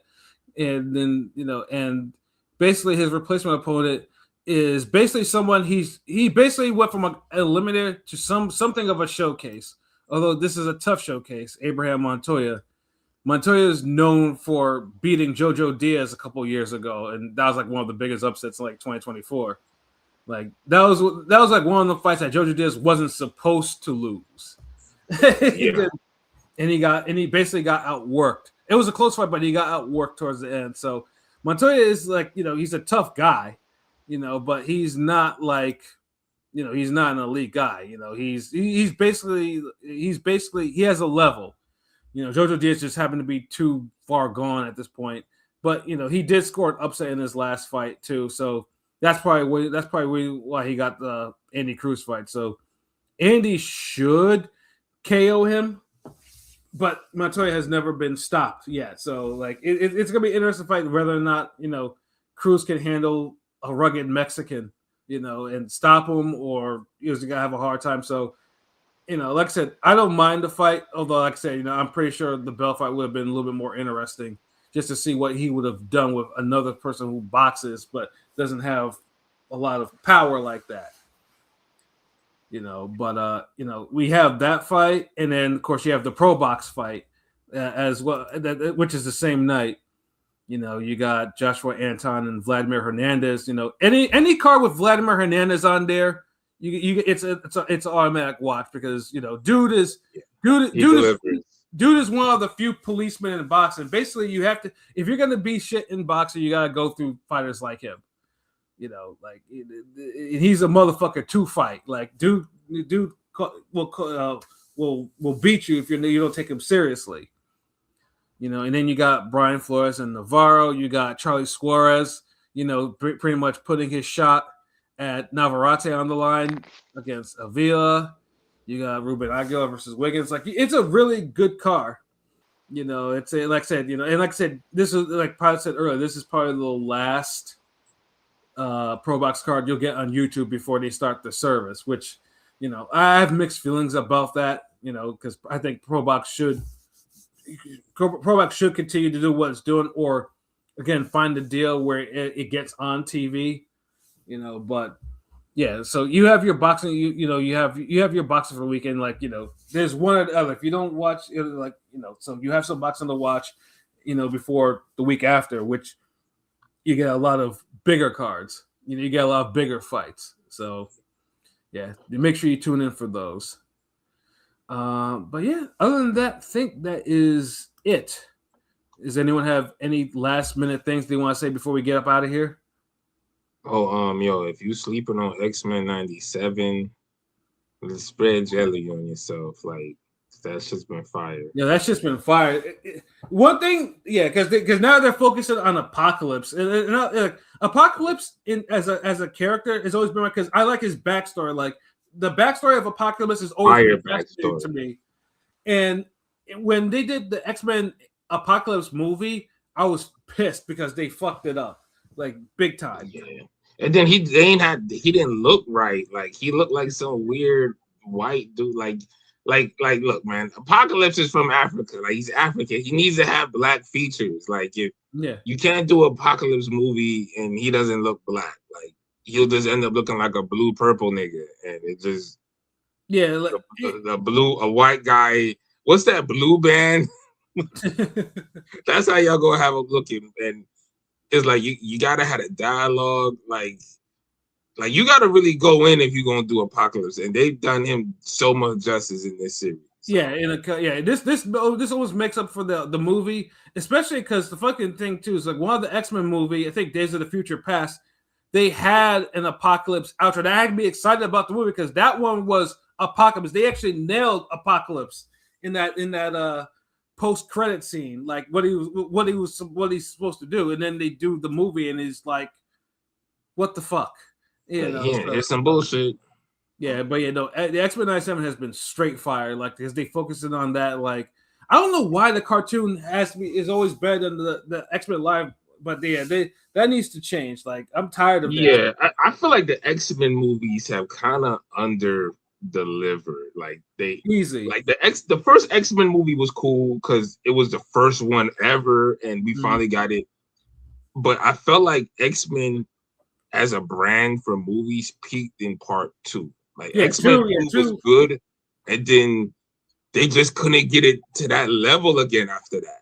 No, First Class was at that level. X-Men First Class was dope. I didn't fuck with First Class, man. Oh, nigga, why not? Yeah, that shit was fire, bro. Nah, nigga, that shit was fire, bro. That shit was alright. Nah, fuck it, that shit was no better than the 3 shit with goddamn the Gene and all that bullshit. Like, they never just really went in. Like an X-Men movie is real easy. It is. But for some reason, they just can't get it right.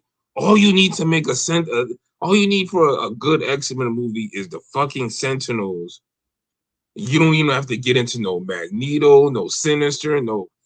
Like, that's all you got to start out with is the goddamn Sentinels, maybe throwing a little Magneto, and you done. But these niggas could just never get it right. Yeah, I mean, it depends. Like, costumes never look good. The powers never look good. I mean, it took until Logan for them to really understand, like, like people want to see some R-rated shit, like, and see and just action. Period. Like the X-Men movies always felt like they was holding back on the action. Facts. Also facts. Yes. Only part 2 kind of like it. Like and when they add more action, the story get worse. Like I fucked with all the Wolverine movies because. Logan was the best, but Wolverine, they understood like he's an action character. So that's one thing the movies got right for all the Wolverine movies. Because even though they butcher the characters and certain shit, they always gave you action. And it was always kind of cool, regardless if you like the movie, just had a dope moments where X-Men they trying to give you philosophy lessons and like, fuck that optic glass, nigga. Yeah, you're right. Yeah, it's like like enough of this other shit, bro. Like X-Men, like we never got a great like 10 for 10 X-Men movie that's on the same level of like Man of Steel or Winter Soldier. Yeah, and that's a damn shame too. And that's a shame. And I blame Fox for that. Fox was because they had the rights to the characters, and then the fucking director, I think he was a little bit of a Fruit Loop, so he didn't know how to do these because the movies, they had some issues with them, but it was just like the comic book action never was what it's supposed to be. Like I said, X-Men 2 came close. It wasn't until like Logan, and then the Deadpool movies. Yeah, those were the. That's ones. When they started to kind of get it right. Like when Deadpool came out. That's when they slowly started. It seemed like they were starting to understand X-Men. Yeah, 10 years too late, but yeah, right. Yeah, that's like when y'all niggas saying Jim Jones nice now. Yeah, that 10 years. That's 15 years too late, nigga. Like, exactly. Like, get the fuck out of here. I hate when motherfuckers start getting it right when nobody cares anymore. Yeah. So basically, I know all the X-Men characters. Like, I know they're slowly getting introduced into the Marvel universe, but it's just like they're not coming in with any momentum because Fox really did a number on the IP of X-Men. Like they don't have a classic X-Men movie. Like some characters are classic, but we don't have a classic X-Men movie. But like people forget, like you had to be there. Like X-Men was bigger than goddamn Avengers. Facts. Like Avengers was some shit niggas just kind of made like to kind of get popping. Like they had to kind of force feed you down. I mean, she speak for yourself. I love the Avengers. Man, nigga, you get the fuck out of here. Nobody gave a fuck about no goddamn Avengers back in the 90s, nigga. No, I fuck with the Avengers. No, 90s X-Men had it for sure, but because you a New York nigga, man. Y'all like Spider-Man. But I will say from a marketing standpoint and for like just the Marvel movies, I understand why the Avengers, did better just because. But look how much effort they put into the Avengers, bro. X-Men got big off of just a goddamn cartoon and some comics. Oh, I mean, I hate to say Avengers had to have. Look, dude. At one point, Fantastic Four was bigger than the goddamn Avengers, nigga. I mean, there's a reason why that, because a certain character that is now A-list now was a fucking C-lister back then and wasn't pulling his weight. Iron Man. Yeah, exactly. Nah, Iron Man was never C-list. Iron Man always been B-list. Like Iron Man was never no C-level. Iron Man was never popping like back in the day. Never. He had his own. Dude, look. If you got a '90s cartoon, you're popping on some level. No, he had, and his '90s he was cartoon was the weakest of them. Like not out of the Avengers. Look, out of the Avengers, it was always Hulk, Iron Man, everybody else. No, Hulk was way more popular than fucking Iron Man. He was, dude. But like I said, Hulk, Iron Man, everybody else. You think motherfuckers gave a fuck about no Hawkeye, nigga? Black Widow, nigga? Nah. Captain America was more. I forgot about Captain America. I'm sorry, Captain America. Okay. But Avengers got like 18 nigga. 8. So still, like, my point is still made though. Captain America, the only one who didn't even get a cartoon, but he had movies. He had a movie. Yeah, I know Pat remembers that. I agree, Anthony. That's the other issue, that the Avengers always never had they never stuck with the same cast. Like, it's always, I'm gonna put in Thor, I'll put in this, I'll put like. But for the most part, I mean, they had their set niggas. Like, come on, like we're like, bro, like you knew who was they were switching. Like, come on, y'all niggas is acting like this is we gonna bring in Killerson for Inspector Deck. We go Capadonna for Ghostface. Like, sometimes, let's bring in Black Widow and let's bring in She-Hulk. No, we don't care about them. But look how these niggas had to make Black Widow popular. But bro, like nigga, like Spider-Man couldn't even make Black Widow pop, nigga. Like Spider-Man. Like, come on, Spider-Man. Dude, Avengers was never like I said, Hulk, Iron Man and Captain America are literally like this. At least Iron Man had a cartoon. Captain America, he just would make guest appearances. That's true. No one gave a fuck about Captain America enough for a cartoon. He comes off as better as a movie type of hero. Like no one gives a fuck about what Captain America is doing on a weekly basis, bro. Like, I'm sorry. Like, at least Iron Man is fucking rich. Hulk is crashing out, turning green. No, that Iron Man cartoon sucked. So it did. It was alright, nigga. Damn. Mm-hmm. Talking about you like y'all act like that shit was Street Sharks or something. I watched Street Sharks more than I watched fucking Iron Man. Get the fuck out of here! Stop. That Iron Man cartoon did not suck, bro. It was mid. It wasn't really. It was better than Ghost Rider, nigga.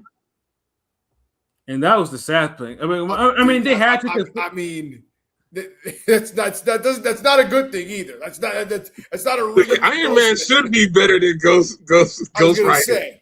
Yeah, because Ghost Rider is grim, so they had to kind of make it not. The hierarchy back in the day was X-Men, Batman, Spider-Man, Superman. Then you had Superman. Well, Superman came a little later, but okay, Superman. Then you had fucking Fantastic Four. Then you had Iron Man. No, you know what? Back up. Wildcats is up there too. Hold on. All right, so this nigga said Wildcats. Hold on, you ain't fuck with Wildcats? Image? Not like that, nigga. Nah. No, come on. Now we just mentioning anybody. Y'all didn't fuck with Wildcats series? No. Nah, not like that, bro. Damn, like, I was fucking with that. Nah, y'all serious? Y'all niggas are gonna be, y'all was fucking with SWAT cats or some shit. No. Y'all gonna say some other shit. Like y'all, like damn, y'all, yeah, you know, y'all guess y'all just ain't fuck with like the '90s comics era like I did. Nigga, I'm from the '90s. Nigga, I didn't fuck with no damn.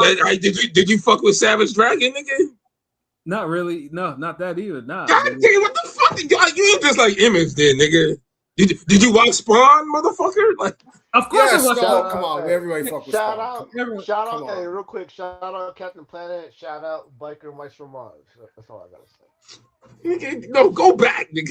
Thank you, Anthony. Captain America in general really didn't need the cartoon to establish himself because he had the longest running comic to that point for Marvel since the 1930s. And that's what I'm saying. Like, he didn't need it. Like, Captain America don't come out. He's not a character. He's not a comic. Like, he's not a guy that you need a cartoon of. Like, you read him, you see him on a movie. He's been around. He's a patriot. That's it. Like, no one gives a fuck about Captain America on a week. In a way where you need cartoon of him every week. Like that was my point. Like Superman and Batman. Come on, really, nigga? Like you can't compare them to no Captain America. Come on, man. Like ain't no way Avengers was seeing damn X-Men in the '90s. Avengers wasn't even seeing X-Force. I know X-Men was better. I never denied that X-Men was better, but I was fucking with Avengers as well. But you was just You're like that. You're like this one nigga I knew who was from Chicago but hated the Bulls and was an Orlando Magic fan. Ew. You're from Chicago in the '90s and you do not like the Chicago Bulls and you're a fucking Orlando Magic fan. But I said I fuck with the yeah. Okay, see, you're a little different, but you close. Yeah, I get what your point. No, I fuck with X-Men was definitely better. I'm just saying I fucked with the Avengers too. But X-Men you just was the rare nigga who, because I've never heard it. That's why I guess you got me going. But I'd never heard no one. It was just niggas would just talk about individual characters like Hulk, Iron Man, Captain America. Because even my pops, like the comics you see, and I'm posting on Instagram, like. Like niggas weren't really like Ant-Man. Really, no one gave a fuck about. Oh yeah. No, nobody gave a flying fuck about Ant-Man. I still don't give a fuck about Ant-Man. Yeah, like literally, he's like the one fucking character that they bring in, and I'm just like, no, get him off my screen. He does nothing. He does. See, the Avengers were only cool in the cartoon movies, because then they add everybody, and they're like, okay, damn, like the fights were better because you got. This Ant-Man throwing the Hulk and the Hulk spinning, doing some crazy, like it's just more creative.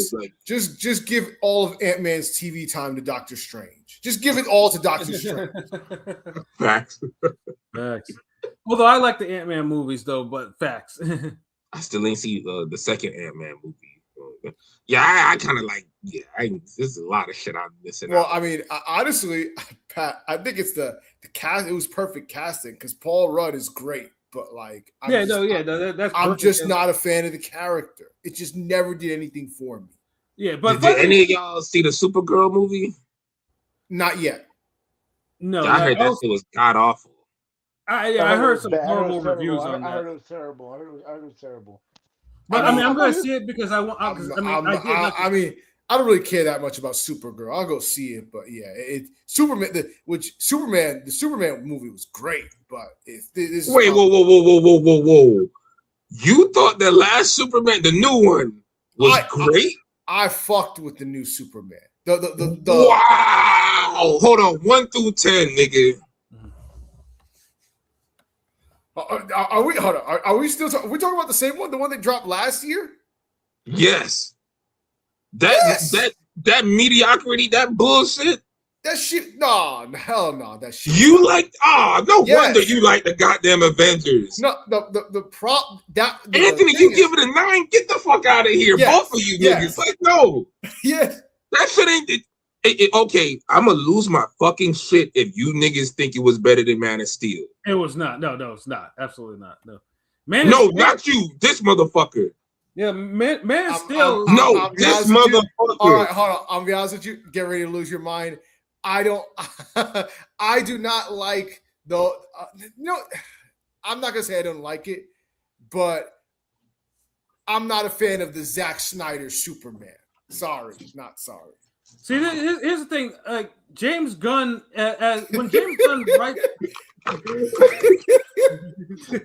end it, man. No, the problem is. I'm sorry. The problem is that Zack Snyder is one of those guys that like he directed the Superman movie and he don't know jack shit about Superman. He's fucking just and he had the best iteration of fucking Superman of all time. Because his iteration is the type of Superman that everybody wants Superman to be. He was Aura Man. And that's why the movie was great. Because the nigga gave us what everybody finally wanted. And that's why the Superman that James Gunn gave us is true to the actual fucking Superman.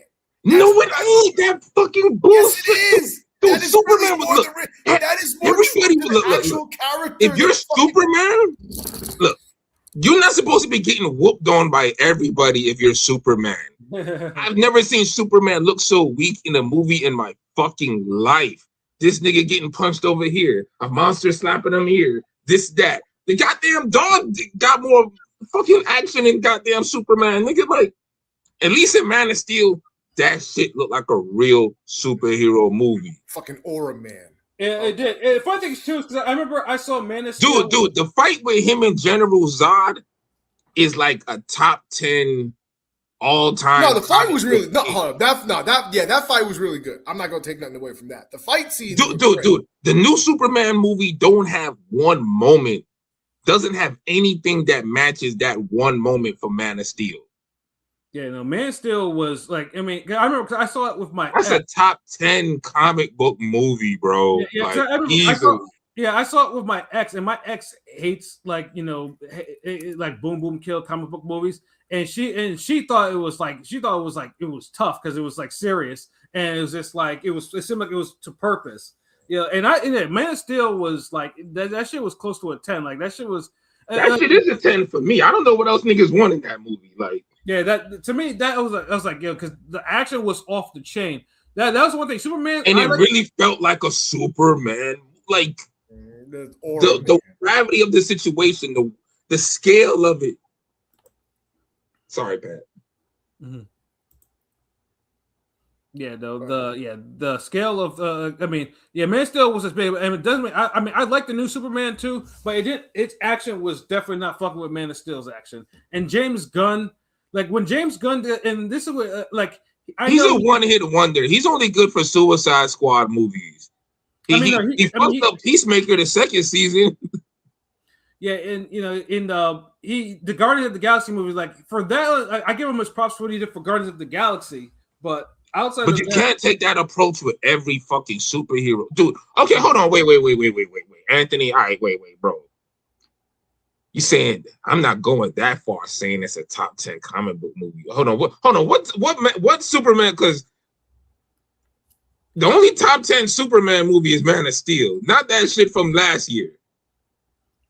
However, no, I mean Zack Snyder though he did the Zack Snyder Justice League is a top 10 comic book film. Like that shit was that's top 10. That's the one he got. That was his magnum opus. Yeah, that was beautiful. Like that shit. But still, like Man of Steel to me, that's a 10. Wonder Woman, the first Wonder Woman, 9. Yeah, fucking. The Aquamans were like 7, 8s to me. Aquamans were tough. No, get the fuck out of here with that. Fucking Aquamans were tough, bro. Like no, especially part 1, nigga. No, Aquaman was 10. Like the first one was like that was pure. Aquaman, dude. Aquaman was not better than no Man of Steel, nigga. Stop. I'm not saying it wasn't, but I mean Aquaman was a damn. How you give Aquaman a 10 but not Man of Steel? That's wild. Yeah, Man of Steel. I gave Man of Steel a 10. You're not talking to me. My bad. Yeah, Man of Steel. I thought you said it was like a 9 or something. My bad. Yeah, no, Man of Steel is better than Aquaman. But Aquaman was. Dude, I thought Wonder Woman was better than Aquaman. I still fuck with Aquaman. Like they had a little run, bro. Even I fucked with the Black Adam movie too. Like it's like DC know how to make like superhero movies look larger than life and big, and like Marvel be struggling to do that shit. Like they don't know how to scale shit where it look like okay. like Man of Steel looked more chaotic at the end and looked more like, oh shit, it's a wrap than the first Avengers movie when they got the whole Loki takeover and shit. Yeah, but I think they just fucked up too. I think what fucked up DC's was after Man of Steel. It was Batman versus Superman: Dawn of Justice, and that was a terrible movie. Like even for that one, like and even then it had some great moments. Like that was a bloated. That movie was just an hour too long. It was so much shit they did wrong with that movie, but you can't tell me that goddamn fight with Doomsday and Wonder Woman and all them niggas at the end wasn't some epic. Like, well, I mean, if nothing else, they got the fight scenes right. Right. but let's be honest. Everything for else a comic book movie, that's what the fuck we want. That's the first thing we want is the goddamn. Oh, at least they got the fights and the action right. Well, thank you, nigga. Zack Snyder's always gonna get the fight scenes right, even if he gets everything else wrong. I'd rather a comic book movie. He gets literally everything and the action right. See, the pacing ruined Batman versus Superman. I'm gonna be honest. That's it. I'll be honest. Zack Snyder gets everything wrong outside of the fucking fight scene. But then again, this is the same Zack Snyder. This is the same Zack Snyder that said his first exposure to superheroes like that was the fucking Watchmen. The Watchmen. Oh, come on. God. But yo, I get all that.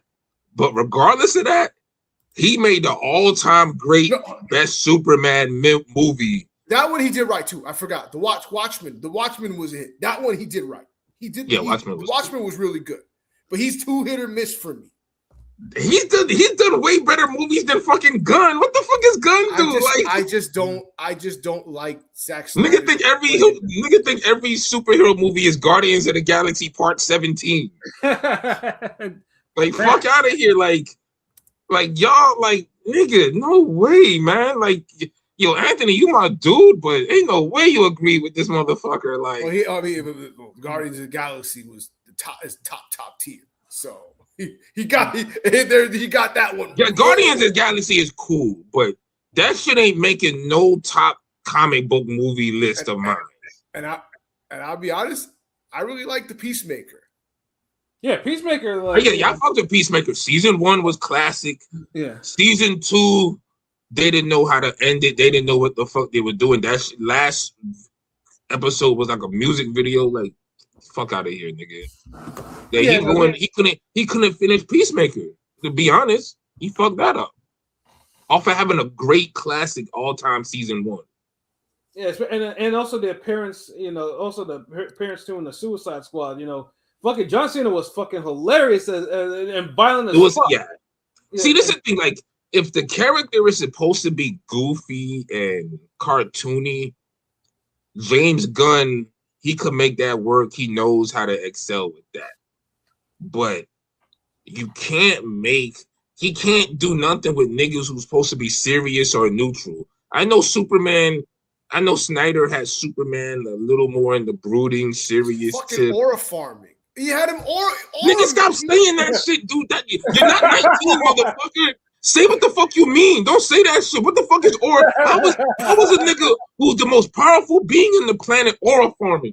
What how can you do? Explain yourself without saying that word. No, because that's all he's literally doing is taking Superman and just trying to make it to where it's like everybody has their idea of what they want Superman to be, this all-powerful, all-God, like that can do everything. And that's literally what he is. He flexes. No, there's more depth to Superman than just, I'm just a super strong God. But they gave him depth. He had the whole family. Like, what were we missing? Like, I don't like what, like, he made the man a character, like, because the screen was too dark and serious. Like, he wasn't smiling. No, you want Superman to be smiling when the country is trying to figure out if they should destroy him? Like, yeah, I almost think we need to have a poll on the Superman. On those we need to, god damn it, because this is blasphemy. Like, get the fuck out of here. That bullshit ass Superman. Like aura farming. Like, what does that even mean? Like, nigga, cause a nigga walk into a room and 3 bitches get his attention. Aura farming. Like, if a nigga hitting the bag, like motherfucker hitting the heavy bag and he looking good, then like, oh, he's aura farming. So why you just can't hit the bag? like what is that? Like niggas just like, yo, we not gonna do this. Whatever bullshit these little niggas be trying to do, just making up words and phrases because they can't fucking pronounce the real word. I'm gonna say Riz. What the you got charisma. Like, shut the fuck up. Aura farming. If you the strongest motherfucker on the planet, you couldn't call it aura farming. You're just the strongest motherfucker on this Goku aura farm, nigga. No, actually, Goku's no. The English version, the dubs in the America try to make him an aura farmer, but he's not an aura farmer. Like, he's not supposed to be an aura farmer. It's so fucking stupid. Like, I don't know, but yeah, because the shit don't exist. Like, people can't expect motherfuckers who are supreme beings to not aura. That's a part of the whole. Just like One Punch Man and any other. Steven Seagal is the goddamn birth. He's the fucking grandfather of aura farming. So all he would fucking do, okay, I'll fight 10 Jamaicans with machetes and not even get a paper cut. Like, if we're gonna call that's fucking aura farming. And there's a reason why I don't enjoy Steven Seagal as much as the other martial artists. I'm just saying, you're not helping. but what I'm giving is pure examples of aura farming, especially in the context of the guy who's the main character. Like even in better movies where he has better top list actors across from him, he's still aura farming. Nigga, you're on a goddamn Navy ship and you're aura farming in damn Under Siege, nigga. You're on a fucking runaway train and you're aura farming. You're a goddamn chef, nigga. What the fuck are we doing? Like, that's aura. But Superman being Superman, like, you're losing your shit because he's Superman, basically. Yo, let me read these last comments before we get up out of here because Anthony. My bad, yo. Yeah, it says Anthony said, let's see, last few comments. So I'll read let's see, what do I Anthony, he himself said has used All-Star Superman for all seasons as influences for Superman 2025, which doesn't really speak for, I mean, I like it, but that's not really speak well for that. Let's see. I think that's the hardest thing with Clark, to be honest, when it comes to trying to do a movie with him. He's so powerful. You can't make him reliable to normal people like us. You can. You guys gotta make him do what the comic book says he does. I mean, Man of Steel did that, but you see what it is. What helped Man of Steel, like, and DC does a better job of this than Marvel. DC always gives his heroes and comic book people their A-list villains. Marvel never really gives you the A-list villains that you want. X-Men's want Sentinel. We never haven't gotten that. Fucking the Hulk got Abomination, cool. Fucking Captain America gets this, like, they handpicked the goddamn, like, bro, like Iron Man. Mm-hmm. Horrible villains in his movies. Yes. Thor. And I kind of low-key kind of fucked with the Thor movies a little bit, but same thing. But when you get the DC movies, Superman gets Zod, nigga. That's A-tier elite level villain for this nigga. Right. He gets, even in Batman, he gets Doomsday, nigga. Batman gets Joker, gets Penguin. All these niggas get the top. Wonder Woman, Ares, like, they get the real niggas. But anytime Marvel get a movie, it's like we get like a B-tier villain. Well, I mean, if we're being honest, Iron Man's villains are not all that. So said that, yeah. But dude, but y'all hated the cartoon. But anyways, but look, Iron Man, and that's what make the Iron Man movies the worst ones, because y'all fucked, like, Whiplash. Okay, I give you that, but y'all fucked up the Mandarin. Yes, they did. Yeah, Mandarin too. Oh, you fuck up the Mandarin. Mandarin so bad. And y'all had Bensley, y'all had a great actor for him too. That's what made it like. Jeez, imagine if Tommy Lee Jones would have fucked up Two-Face. Like, what are we doing here? Y'all like, yeah, let's make sure Denzel Washington fucks up this Malcolm X role. Nah, so that's the difference. So that's another thing. And so look, with this new Superman movie, they didn't give you no A-list villain. They just started cramming in a bunch of random niggas. Mr. Terrific, this nigga, that nigga, Thunder, Hawk Girl, and bro, Superman is Superman. You don't need all these extra niggas. Hold on. Lex Luthor is not an A-list villain. What? Huh? He is, but look, bro, look how they gave you Lex. Look, bro, look. The movie is so trash. Superman don't even get a one-on-one with Lex. His goddamn dog does, nigga. What are we doing, bro? Like, that's like if Ring Gang get a movie and then all the off-screen niggas get like the best parts.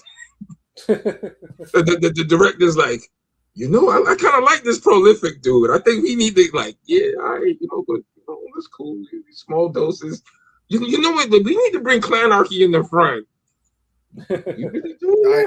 I agree, Anthony. The DC is better when it comes to godlike character. That's more of a godlike character thing.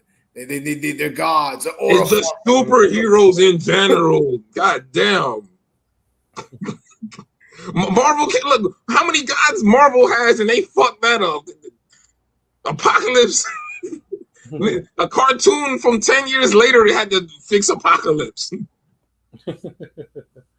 God damn, man. Like, I like both. Like, I grew up off of both, but I did read more Marvel comics than anything. But I appreciated DC and shit. Like, growing up, I mean, niggas had Spider-Man and all that shit. Right. Yeah, But, DC and DC and Marvel's, you know, they held shit down. You know what I'm saying? Yeah, Spider-Man is the only nigga that Marvel treats like DC. Like, when Spider-Man comes, they're like, okay, yeah. Let's get the rogue gallery here. Who we gonna do? Yeah. Spider-Man. We're gonna do a Sandman, but what? Hobgoblin, Green Goblin, Blue Goblin, whatever the fuck. Yeah, Spider-Man is like their bread and butter for whatever reason. Okay, I do like how they present Thor. It's just he's not too strong of a character, just historically. You know, I like how they present Thor. But Thor is a god character. Like, Thor movies need to be looking damn near like Superman movies, but they never do. Right, because I mean, the one thing about Thor movies is Thor is supposed to be fucking up good guys and bad guys. He's supposed to go into the berserker rage and shit like that, which he has not done yet in any of the Thor movies. Yeah. And he comes off strong, but it always feels like he struggles. Like at least we want to see, like, that's the thing, like with the new Superman. If we're gonna see Superman struggle, we need to see him struggle with somebody elite. Like, that's like Batman getting whooped up by two regular goons, like, nigga. And Rip Chadwick Boseman, because the first Black Panther was amazing, but after he died, that second movie was just fucking so forgettable. So, but you see how they gave him Killmonger. That's a top villain for Black Panther. Yeah. Like, even with fucking Captain America, they gave him Skull, the Red Skull. Fucking Winter Soldier, like, they kept it like with and then they just had to do the Civil War because they ran out of villains for this nigga. Yeah, they had, and then like, and all the Captain America movies were fire because of it. I loved all the Captain America movies, and the crazy part is I thought each one got better than the last one. Like, the first one is an 8, the second one's a 9. The third's a 10. Like, get bam, bam, bam. Like, no, Winter Soldier is a 10. Winter Soldier is a pure 10 to me. I can't call that no 10. That's right there, nigga. That shit had the best, you know, hand-to-hand combat. Like, because comparing it to them, Civil War. Civil War was a 10 out of 10 to me. Yeah, that's what I'm saying. Civil War is a 10, like, easily. Like, I mean, I won't argue too hard for Winter Soldier being. I love Winter Soldier too, but I always disagree with Winter Soldier being the best. I think Civil War is the best. Civil War is the best. Like, and that's it.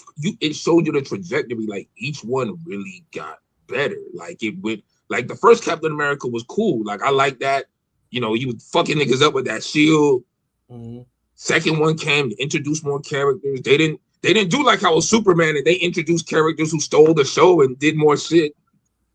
Mm-hmm. Like everybody played their little part, but Captain America, I mean, they had Winter Soldier looking beast mode and shit, but yeah, that's what made it cool for a Captain America rival. Like, you got to match up the villains with the heroes in a way where, like, both can excel. Mm-hmm. Superman ain't look like Superman in that last movie. That's my main thing. Like, Superman was looking like Thor or some shit. Well, And I mean, Thor, hopefully, there's gonna be there's gonna be another Superman movie next year on my birthday, no less. So hopefully they get that one right. Hopefully the first one was like, okay, it was an introduction to the new universe, the reboot and whatever, and then they get them right. You know, they get what. they're going to try to connect all that bullshit and Peacemaker and all that. And then Mr. Terrific getting the show. Fucking what? The Jimmy Olsen and Gorilla Grodd. Like, what the fuck is this nigga doing, man? I mean, we'll see. That's the shit y'all want to see. The goddamn talking fucking gorilla nigga. Like, man, but I rest my case, Your Honor. Like, that shit. The pilot do a poll for tomorrow. Which Superman movie was better? Man of Steel. And put the year, I think it's 2015 or whatnot. Yeah, it was 2013, yeah. 2013, my bad. 2013. I seen it in theater.